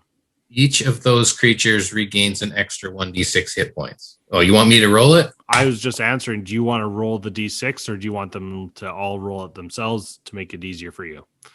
Well, I just thought anyone who uses it will roll their own. But Well, while we're resting, I want to ask these kobolds, where did you find this ghost man? Oh, that's Trax. He was with us. We found a body. I don't know. He was dead a long time. We took some of his stuff. Where is that? And at the top of the thing he said I don't know. It was a big mountain. There was a giant yeti that came and Aldera? scared. Yeah, there. No, it wasn't. That wasn't. It was in the middle. Tracks. I'm not good with names of places. It was the peak. I don't know. Do we have a map? No, you guys have not purchased a map. Okay. I have made a very good note of if you guys have purchased a map. Maybe that's something we should purchase, guys. We've heard of Calvin's Cairn. You have. Is that what Maximus says to the kobolds? Oh, yeah. Oh, yeah, that one. That one. That's where we were. Huh. And your friend has acted weird since Calvin's Cairn? Definitely different, but not worse. We came here because he said he knew there was a mine and it was warm. So this is much better than outside. It's awful. Right. So you guys still want to work for the miners now that the other guy's dead, or? I don't care. Well, I don't know what was up with Drax. We don't want to be outside in the cold. Can we just stay here? It's not our call to make. But I think if you work for them, they'd let you stay. We're pretty good workers. We don't eat a lot, but we just like warm places. This is warm. Yeah. You could just travel south. Yeah, but we'd never make it there. It took everything we had just to get here. All right. I'm sure that I can talk to the miners and the people in the town, and they'll let you stay as long as you work for them. Promise. And they're all nodding. And they're all nodding. It's like, yeah, we won't shoot you. Trax told us to do that. We're sorry. So who can I say at the big guy? And they're like, we're really sorry. That hurt. Who can I say is going to speak on behalf of the kobolds? Greg? Maul? Yeah, the one you've been speaking up is like, oh no, my name is Zerk. All right, Zerk. I'm going to tell the townspeople that you'll speak on behalf of the kobolds. Yeah, I'm not as well versed as Trax. He spoke fancy. He could also write. I can't do that. That's okay. You don't need to write. You just need to agree to work for cheap. Yeah, as long as we can live here and we get fed and we can sleep, it'll be fine.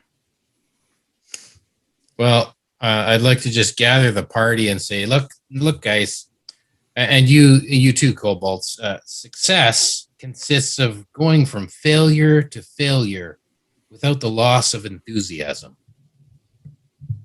And I'd like to inspire everyone, just like Winston Churchill did those many years ago.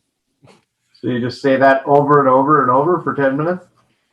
Well, that's the gist of it. It's more of a loose. Yeah, I just 10 minutes. You know, if you want me to keep Ray, talking if you for really 10 want minutes, 10 minutes, I'm going to make you do the speech for him next time. No, don't. That was so fast, Mike. I'll just replay part of the penis podcast that Mike was listening I had to earlier. talk to Ray today for more than 10 minutes. That's enough. It was rough. It was really rough. You all can take your temporary hit points from the inspiring speech, and we will consider 5 temporary hit Sure, points. yeah. I don't know how Five now, many nice. it is. That's all on you guys. You guys have used your hit dice. Do you feel better? Do you feel like you're ready to continue forward?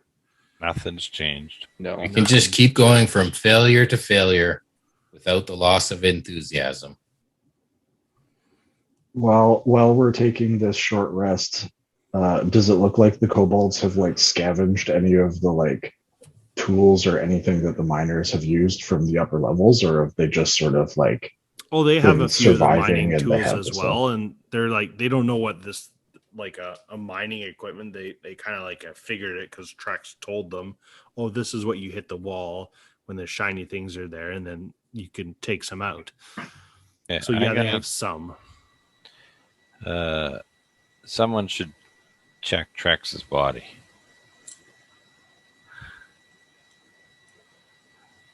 Was there I can anything go check interesting? it, but Well, maybe Ponto would like to look it over. Ponto and his vast experience? Yeah, that's what we need. We need that vast experience.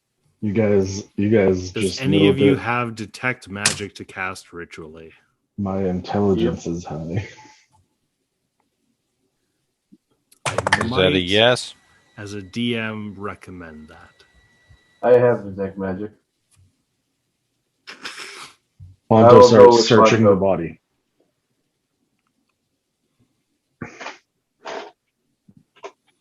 While he's searching, I will sit down and cast detect magic ritually. Sure. Yeah. You go through Trex's pockets. There's baubles and bits. Nothing really to mention. He does have this weird satchel on the side that doesn't really match anything. And as soon as kind of like Ponto grabs it, he kind of like drops. He's like, "Whoa, whoa." Something's not right with that. And as Yeti is casting the spell and finishes, his eyes like open up, and you can see this bag is glowing in a sense of some unknown magic, but definitely not. Maybe it was connected to the spirit somehow, almost like that was keeping it to this plane somehow, like anchoring it. We should try burning it.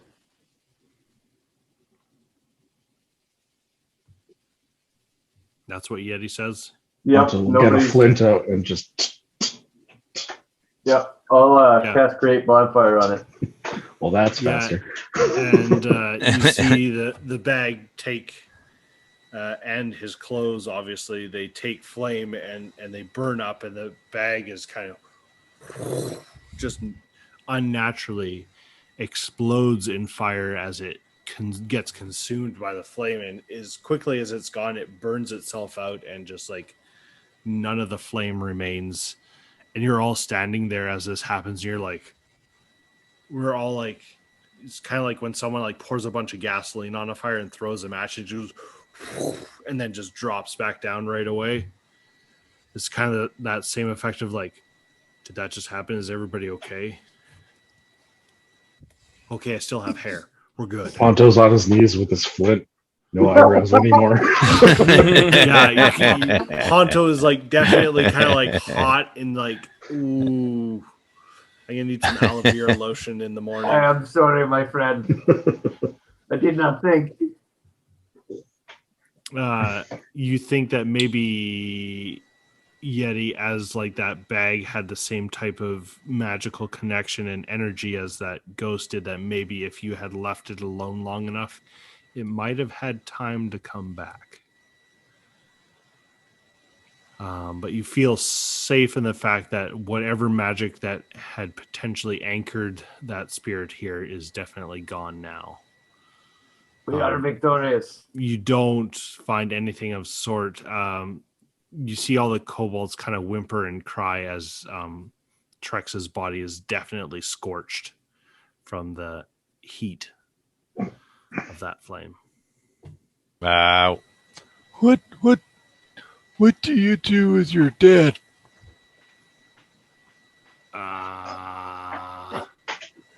And you Burn see them. the kobolds kind of like turn and like they kind of just like huddle up and they kind of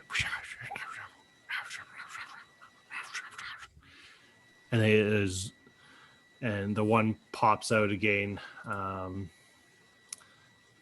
Zerk, and turns and says, we normally either bury them or leave them where they die because they usually get eaten by something.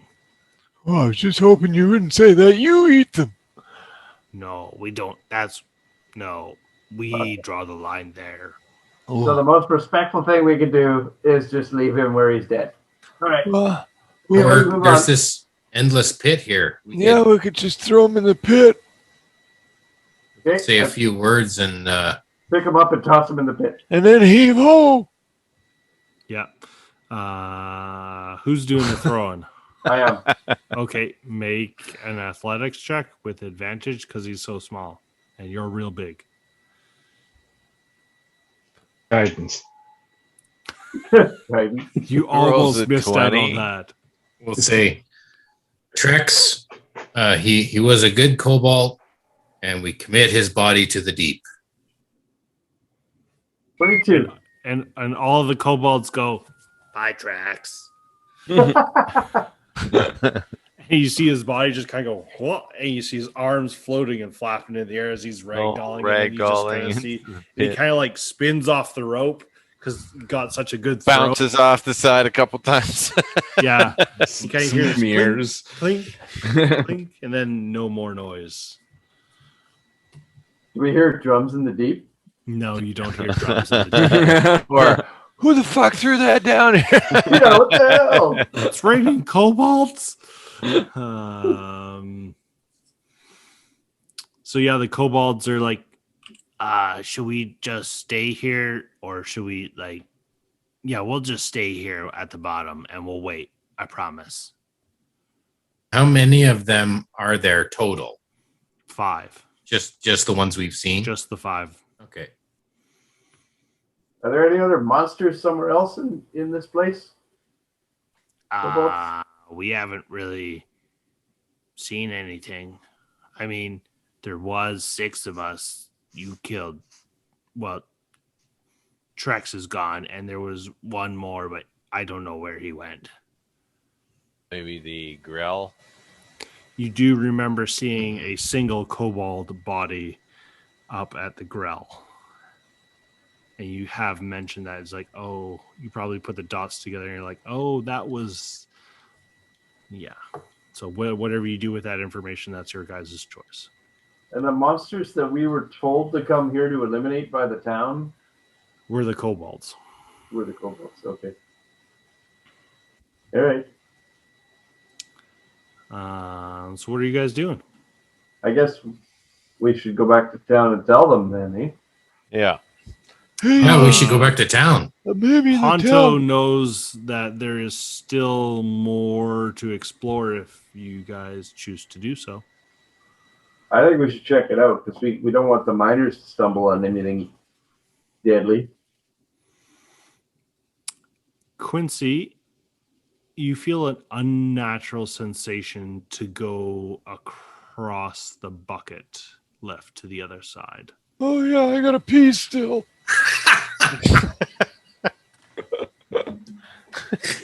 Is that his unnatural sensation? He really needs That's to. whatever he says to you guys. So Quincy starts to meander towards the bucket. Yes, Quincy's already in the bucket, I think. Yeah. So well, you wouldn't have quite gotten that far without everybody else saying, hey, what are you doing? And then you're like, oh, well, I gotta pee. There's a good spot on the other side, I think. All right. Well, I'm going to steady the rope. Okay. I just gotta figure out. I'm not peeing off the edge. What the hell? Are you going across? Yeah. Yep. So there is 2 platforms on each side and a crank mounted on each of the platform that allows the bucket to be shuttled back and forth. A person in the bucket could just forgo and actually just pull themselves across by tugging on the suspension rope to move the bucket across. Oh, so I could work the crank. You could indeed. All right. Well, how many people fit in the bucket? 1 medium-sized creature or 2 small. Who's too small? As in 2 Not too small. How dare you? creatures. Not as in 2 as in TOO. Okay, I'm over. All right. I guess so. Takes a round. It takes about 6 seconds or so for Max For me to work the crank. Yeah, working the crank as it What goes across. are you saying that a large creature When I can't- get oh, over, I start peeing in the bucket. the bucket's gone though. Yeah, I cranked it back over to this side. Darn. A large creature You sort of probably stumble could fit towards if the it edge as kinda, the like, bucket shoved keeps going. himself in it. Yeah. Okay, then I'll go Where I next. Definitely. So Yeti will go next. Yeti's still considered medium, though. Yeah, that's he right. is a I am. medium-sized. That's So true. He's just You're really fine. big for his medium. you Yeah. are a full-sized medium creature, as full as it can get. Yes, So that's right. Yeti goes across. Anybody else? Maximus working the crank. I'm gonna Uh, step in front Ponto. of Quincy, so I'm gonna step over here. I'll say maximum. Go across. I can crank. Okay. You crank me across.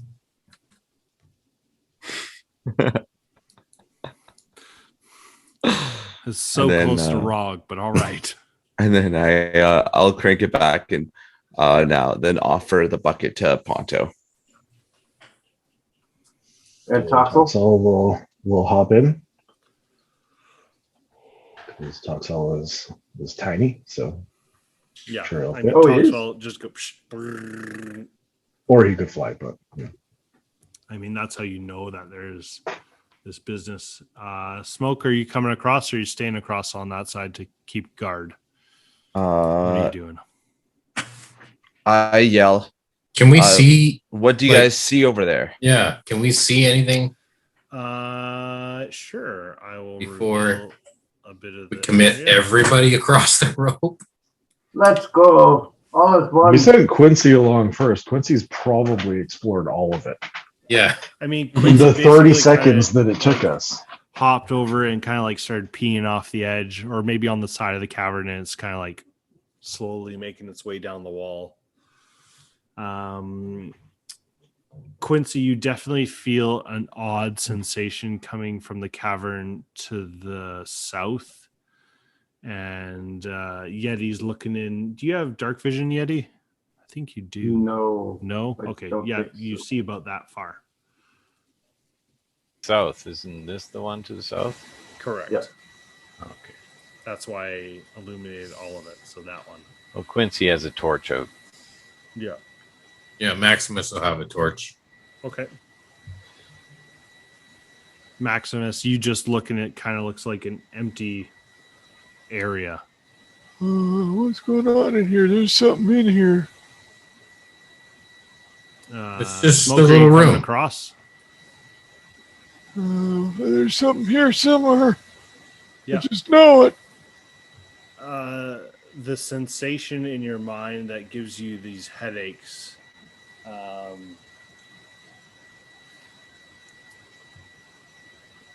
Can you make an an Arcana check or an Intelligence check? Just make it with Charisma though, since you're a sorcerer. So do like a Charisma check with your proficiency added.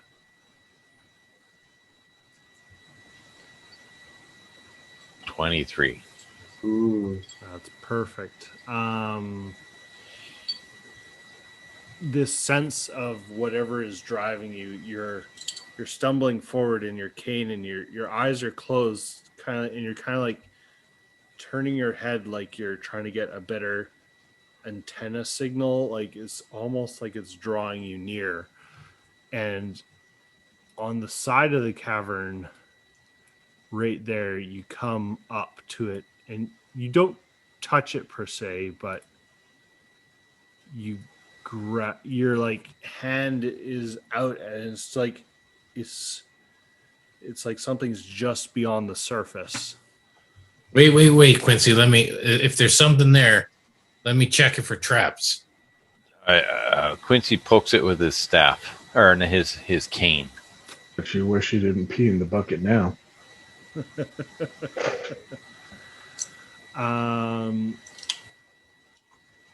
You guys poke at it, and a bit of the rock crumbles away and reveals a fossilized skull that has been somehow embedded into the rock here. This is definitely what has drawn your attention, Quincy. Not from your perspective, but something else beyond, I would say. Okay, gonna keep chipping away at it. You reveal back, and it's definitely like a long, oddly shaped skull of a being you do not know off the top of your head. Anybody proficient in history? I have half proficiency in history. Yes. He is proficient.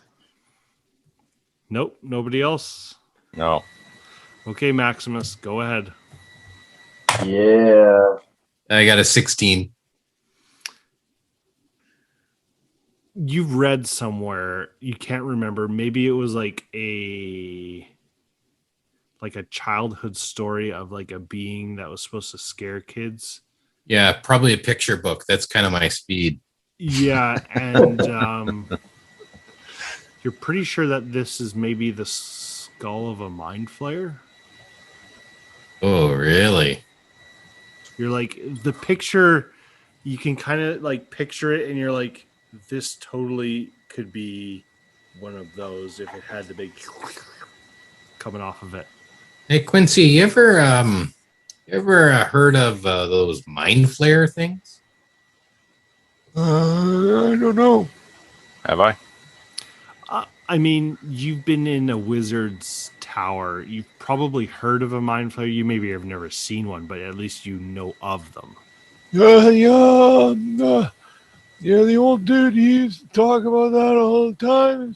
Or not all the time, once in a while. He said he had some stuff. I'm not sure, but I think it could be a mind flare skull. I mean, without all the... Where's the rest of it? Without all the... And then I do the Davy Jones wiggly fingers. Yep. The whole tentacle face. Yeah, without the whole tentacle face, it's kind of hard to tell, but... Mm-hmm. So, Quincy's just gonna kind of see if he can dig out if he finds any more. You kind of pick and poke around, and you don't really see anything else. You come back to it, Quincy, and something is bothering you, and you're poking at it with your stick, and maybe Maximus is beside you with the little pick and maybe some mining tools, and you go and you're picking at it, and maybe Maximus just hits it once too hard, and you can kind of see its face crumble and crack, and a chunk falls off, and you can see a little glint that's inside the mind flayer's skull, embedded behind it, the front of it. Okay, I'm gonna scoop that up, whatever that is. The instant you touch it, Quincy, you kind of like make a constitution check. Check or save? Sure.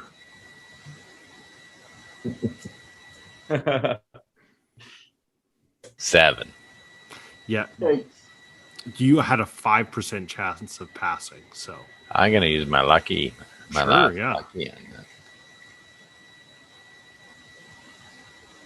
I'll do that. Oh, that's better. 14. it still doesn't pass. Okay. The instant you kind of reach out and grab at it, and you kind of just you feel Maximus. You just see his hand go down and grab it, and you see him instantly kind of lock up, like he is now adhered and affixed in this position. Oh, my back! No, Arthritis. Quincy, no words come out of your mouth. It's not one of those of like, oh. Your mind goes blank, and as it touches this gem or crystal of sort, the presence that was in your mind kind of like attunes with this crystal, and your body, as you grab it, you just slowly kind of crumple in, and you are holding this crystal as you crumple in, and you feel that now that as you have this thing in your hand, you hear that voice, just not more like a sense or a presence. You actually hear words and phrases and bits and pieces, and you can't quite make it all out together. It's more like too many voices and not enough structure. It's like words are jumbled back and forth, or they're talking over each other. You can't figure it out. It's like a two-way radio channel, and it's got more than one input, and it's like pushing and pulling, and you can hear words and phrases like, "Are you here? Who am I? Where are we? Have we found them? What are we doing?" And you hear hey guys, pieces, and Quincy's like, he's slowly kind of crumpled in, and now he's laying on the ground, and his hand is affixed, and you can see his whole arm is rigid and flexed and tense and like gripping this, as like it doesn't look like he's in pain, but he is affixed in this position. hey guys, it looks like Quincy's having a seizure. Get over here. As the rest of your party scampers over, what are you guys doing? I'm gonna try and Hold him. shake Quincy. Hold You his head shake- so he doesn't smash it on something. Yeah. Make sure he doesn't Phone, bite on I his can't get tongue up. and choke on his spit. Yeah. Yeah, I wouldn't say he's having, well, make a medicine check, you two. Oh. I think it's a seizure, but I rolled 15 for my medicine check. He probably just shit his pants. What did you roll, Yeti? 8. Perfect. You both know he's not having a seizure. You deduce that maybe there is some. How long has it been? You did detect magic, and then your detect magic is gone. So Yeah, as soon as I cast Great Bonfire, concentration dropped on detect Yeah. magic. So you see he's affixed to this crystal. It's definitely not hurting him, but you feel like it's definitely interacting with him. Should we also touch it? Maximus, you're the most expendable. Ponto opens up his bag and he pulls this like long set of like Tongs. like blacksmith tongs. Mm-hmm. He has the blacksmith tongs because he's all about having the right tool for the right job. And he's gonna try to like get it in the cracked part of the skull and see if he can like pull Quincy's hand off of it and like grab onto it. Sure, roll a strength check. Can I just pull Quincy away? Basically? My hand's wrapped around this thing. Yeah, like his hand is like affixed, and he's kind of slumped again, and he's dangling and holding on to this thing. My hands are a lot stronger than his, though. Okay, Yes. if Ponto's got a grip on the gem, and I got a grip on Ponto, and then I can pull Ponto in one direction, and Yeti can pull Quincy in the other direction. This would go well. Do like a tug of war. While this is going on, Quincy, you're hearing these voices, and it's filling your mind, and it's hard to parse out. Make another Constitution save.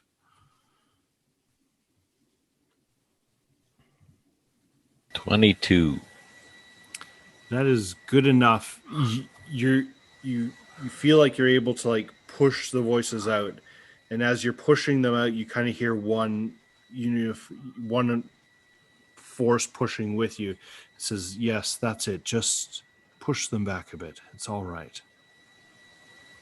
I don't think we've met before. I've been waiting to try and talk to you. It's unique. This thing you have in your hand definitely enables me. It's nice to meet you. I was in the jar in the lab. Who are you? What jar? You remember the time before you retired, so to speak? You dropped the jar. It broke and smashed. I Yeah. was the thing in the jar. It's very nice to meet you. Well, how the hell did you get in my head? Through a various orifice method. Don't worry, I didn't hit anything major on the way in. It's okay. Oh, You see okay. those gifts and abilities you have. That's me. That's me being nice and kind. Who are you? Oh, who? That's a good question. Maybe a question for later, that's fine. Just know that I'll be right here inside you. It'll be just fine. I promise. Okay. Now, So deep inside. you're going to wake up in about 2 seconds. They're going to try and take this thing away from you. If they do that, I won't be able to talk to you. Just see what you can muster up, old one. Okay. And you feel Quincy as he's like grabbing you, kind of just, you feel him work and squirm. He's like, and he comes to as he's holding, and you're just about to try and separate him. Hey, that's mine. I'm pulling. Yeah, go ahead and make strength checks. That's mine. Hey, Ponto, is there barbecue? Oh, you got those tongues. I got a natural 20 for my strength check, which makes Yeah. it a 19. Yep. Oh, come on. I got to roll a strength check. No, you don't. With With Quincy. a -2. You still beat me. I got a 10. So definitely, Quincy gets yanked, and he gets released from the thing, and it drops and falls to the ground, and it's just kind of like this weird shaped crystalline crystal. I thought Ponto's got it in his tongs. Yeah, and as like you're yanking Quincy, he pulls it out of the tongs, and it like goes scattering out of his hand. It bounces in, hits the ground. Okay. And Quincy It's just- scrambles across the ground on his hands and knees and goes after it. While you're in Maximus's hands, and you're scrambling, and you're not quite able to grab it and grasp it. It's scattering. Maximus will cast Minor Illusion and make a duplicate of it sitting beside it. And Quincy's Sure. going to smack Maximus in the head with his cane. It's a great use of those temporary hit points, but go right ahead. Okay, actions.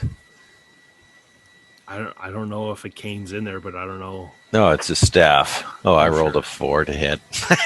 Doesn't hit. So you swing wildly over Maximus.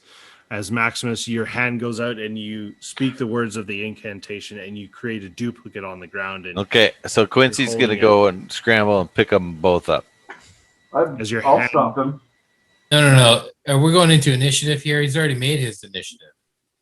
already No. taken his swing. Why are you guys Sure. trying to steal Ponto's from turn now. man? Ponto and Yeti get an action. I found Or- it first. Well, It's we'll go with mine. that. Yeah. What's Ponto do? So this Ponto, in his thing, vast experience of adventuring, does. so we've all of us got pushed that we're holding this thing and it's fallen. So Yeah, are it's we just all in the middle of the cavern.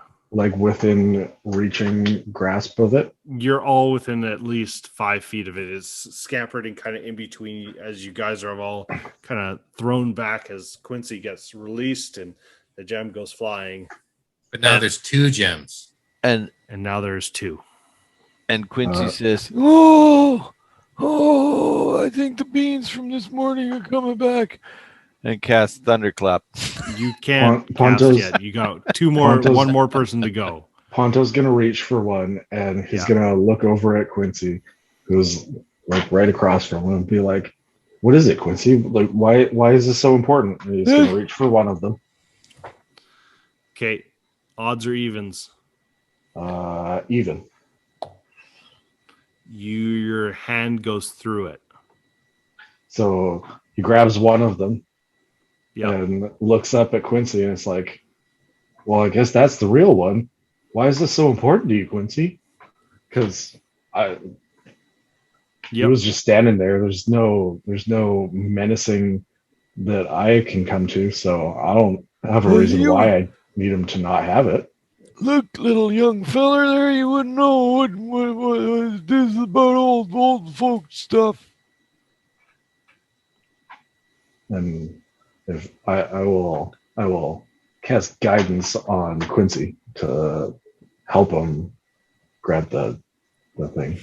Sure. Okay. Yep. Yeti, what are you doing? I'm just, I'm not doing anything hostile. I just am standing there waiting for him to explain what he's doing. What happened? Tell us what happened. I was out of the room when he was like paralyzed, so Yeah. we went in. Well, and you like, were "Oh, no." all you all I- kind of came into the room while he like was grabbing because like you all Maximus shouted and you all ran in and you kind of saw him like slumped against the wall holding it, but like definitely his hand looked like it was like tensed. He was like something was going on, but it wasn't hurting him per se. Like he wasn't taking damage. Explain yourself. It spoke to me. Smoke, are you still on the other side, or did you come across when Maximus said, "Hey, there's something going on with Quincy"? No, I was still on the other the side. Okay, all right. Quincy, what did you respond? It spoke to me. And he's going to try and get the crystal.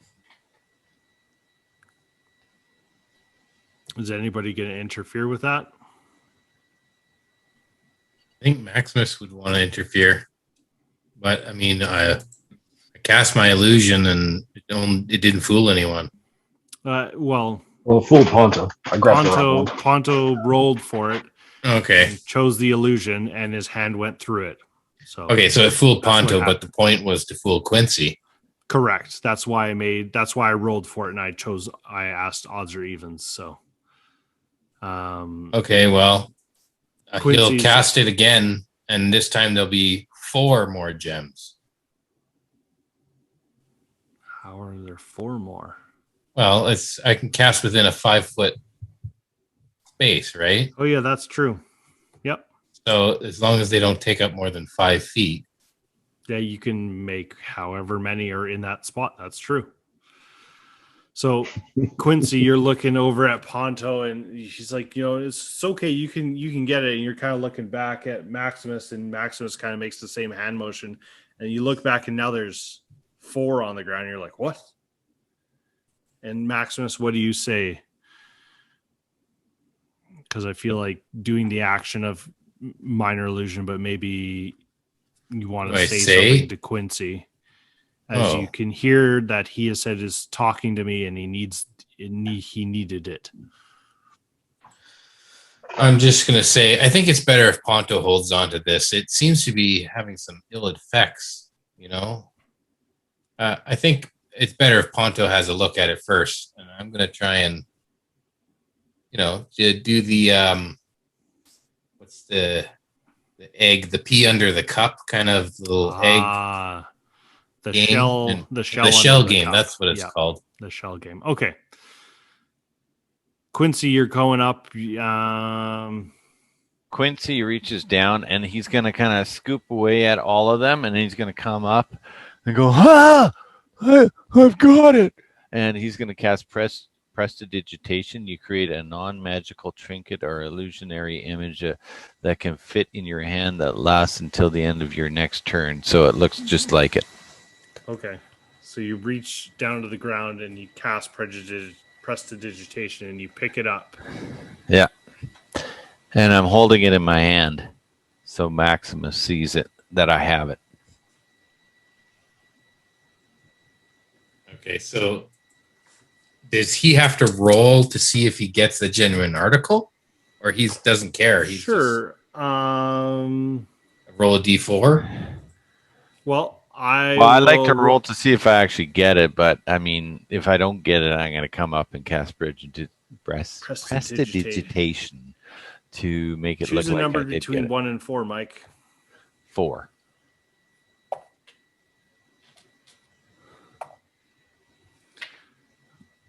The real article is not in your hand. Okay, so I cast Prestidigitation. Yeah. As if I have it in my hand. Quincy just picked it up and grabbed it. So can I roll insight? Sure. Or you can roll insight on it. Yeah. I mean, is it an insight thing, or is it more of a? You're trying to perception? insight into it, and I'm deceiving him. Yeah, you are. So I rolled deception against his insight. Sure, we'll go with that. Okay, I got a 19. I got a 13. Okay. Sure. So you Maximus, believe it? You definitely believe that this is the genuine article in Quincy's hand. Okay. Okay. I so dropped minor illusion. So now I see the real one, and I'm going to pounce for it. And since no action was taken from Ponto and Yeti, Quincy, you can go for it, and you pick it up, and no ill adverse reaction this time. Just a warm, positive sensation, like you have passed the first test. Young whippersnapper, you think you can trick me?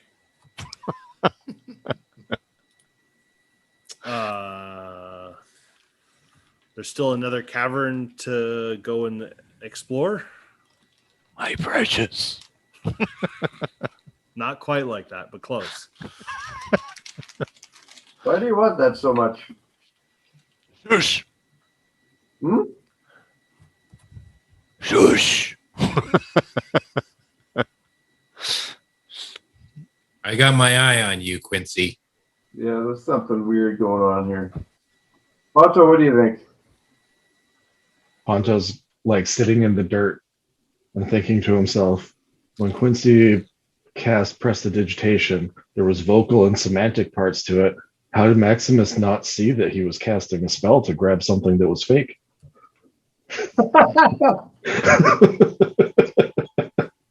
I used my psionic abilities. No, that's the DM when my group of bards try doing something. I'm like, yeah, that doesn't work out how you expect it to. You can't be that sly.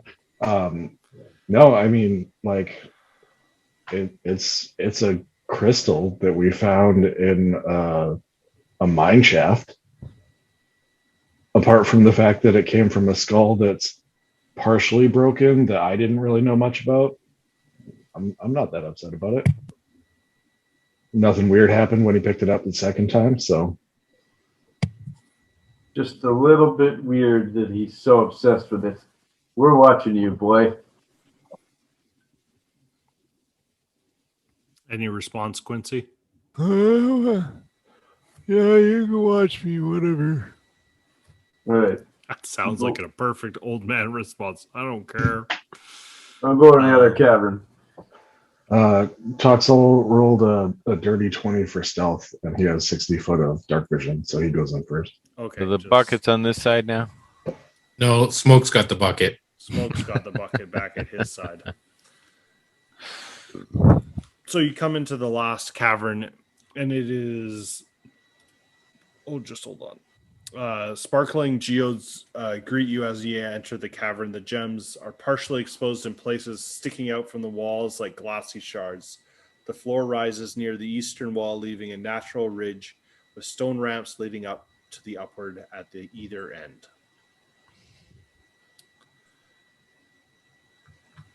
What's the most expensive looking crystals on the wall?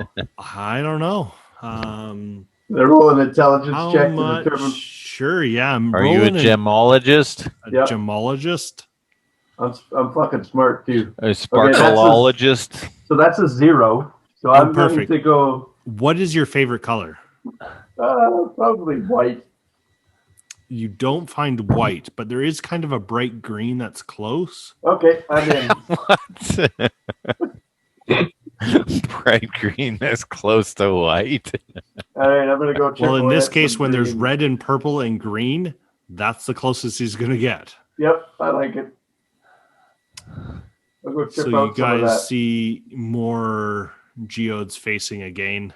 If you guys would like to take an hour, you can mine some more. I've got my crystal. Oh, we could just take a long rest down here. Nice and warm. We already did that. You No, took we can a take a long long rest. rest. You could take a long rest Oh. if you choose. We don't need a long rest. I do. We're fucking I do. fine. No way. We got all our wild shapes back. Smoke needs to. He has no more rage Oh, and used all his hit Smoke, die. at this point, you probably see the group disappearing. You probably get in the bucket and wheel and pull yourself across to join the group. Okay. I would say, I'll move you across. when Smoke gets across, I'm going to say to him, Quincy's up to some weird shit. He's secreting away this weird gem that he found.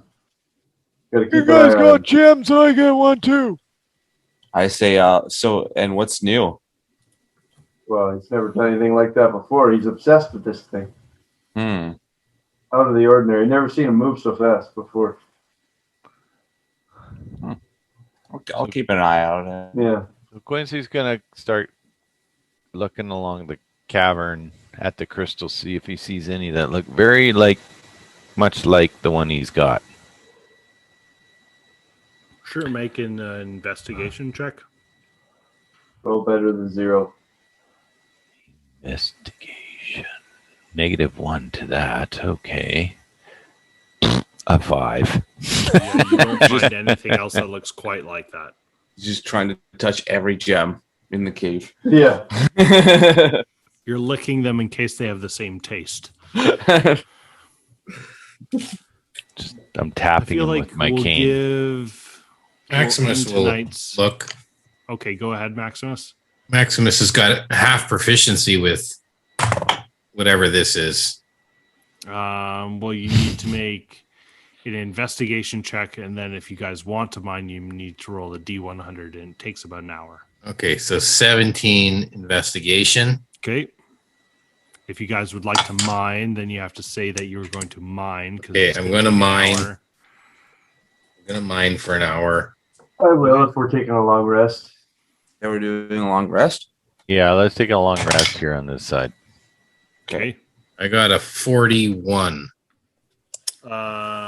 You find a kind of like a dime-shaped geo that comes off, and you have a purple tourmaline worth about 10 gold. Okay. I got my 0 investigation and 44.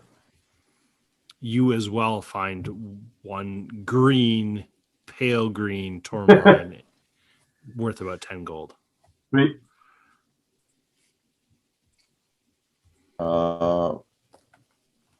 Smoke, you gonna smack the wall with your great strength? Yeah, I'll try just smacking the wall. Okay. Make an investigation check first, and then roll a D100. Oh, that's a 6. Perfect. Yes. Get it. We are so bad at this. Ponto is learning that he should investigate things for the party Yeah, with his and then- +5. 88. that's why you're a leader. You're the only smart one of us. You see Smoke just kind of like tap it with a pickaxe, and then you just see him wind up and just like wham, right in. You see the pickaxe just like get buried into the wall, and he just cracks it off and pulls off, and this kind of this large hunk comes off, and you have a 20 gold worth red tourmaline sitting in front of you.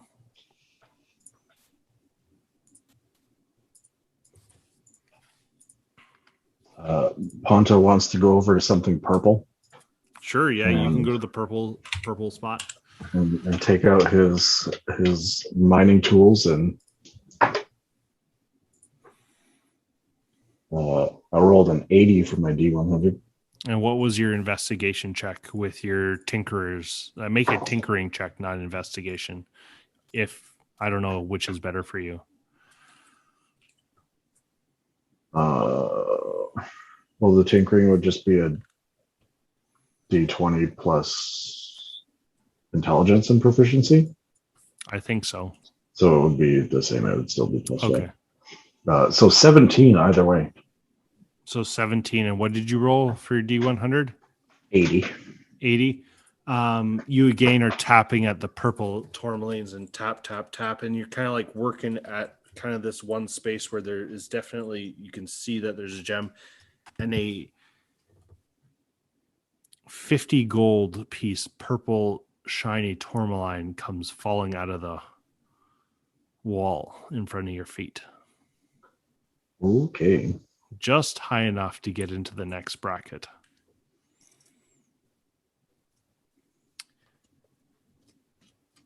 As you guys bed down for the night, we'll take the end of tonight's session. Mike, you can add a psi crystal to your inventory. PSI. Okay. Oh.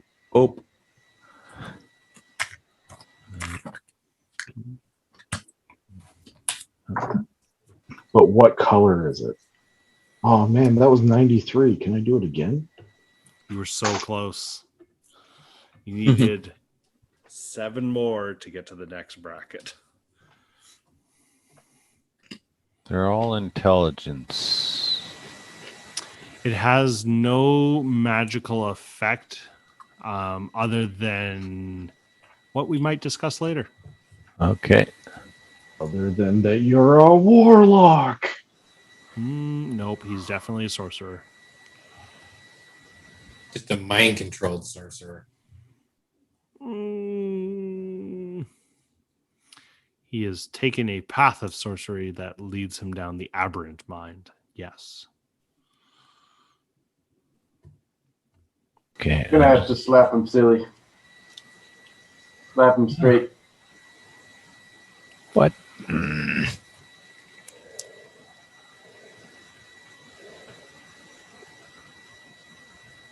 Edit. Oh, you stupid thing. Yeah. Thanks for joining us, Becker. We appreciate you jumping in. Always fun to play with you. No problem. I think you should have jumped out of the bucket. Seen what's down below. It's not too late. It's not over yet. No, it's too late. We finished the episode. Do a samurai death at the very end. Why don't we both jump on the rope and fight to the death? See who survives. Okay. That was awesome. Mm-hmm. Thanks, Art. Thank you, Art. Thank you. Thanks all for joining me. Interesting. Have a good night. Have a good Yeah. night. Have a good night, guys. Good all. Right. Thanks for listening to Perilous Pursuits. Be sure to check out our website at perilouspursuits.com for new episodes, news, and other information. In the meantime, go give your Craig cat a walk, give your owlbear a big hug, go play some D&D.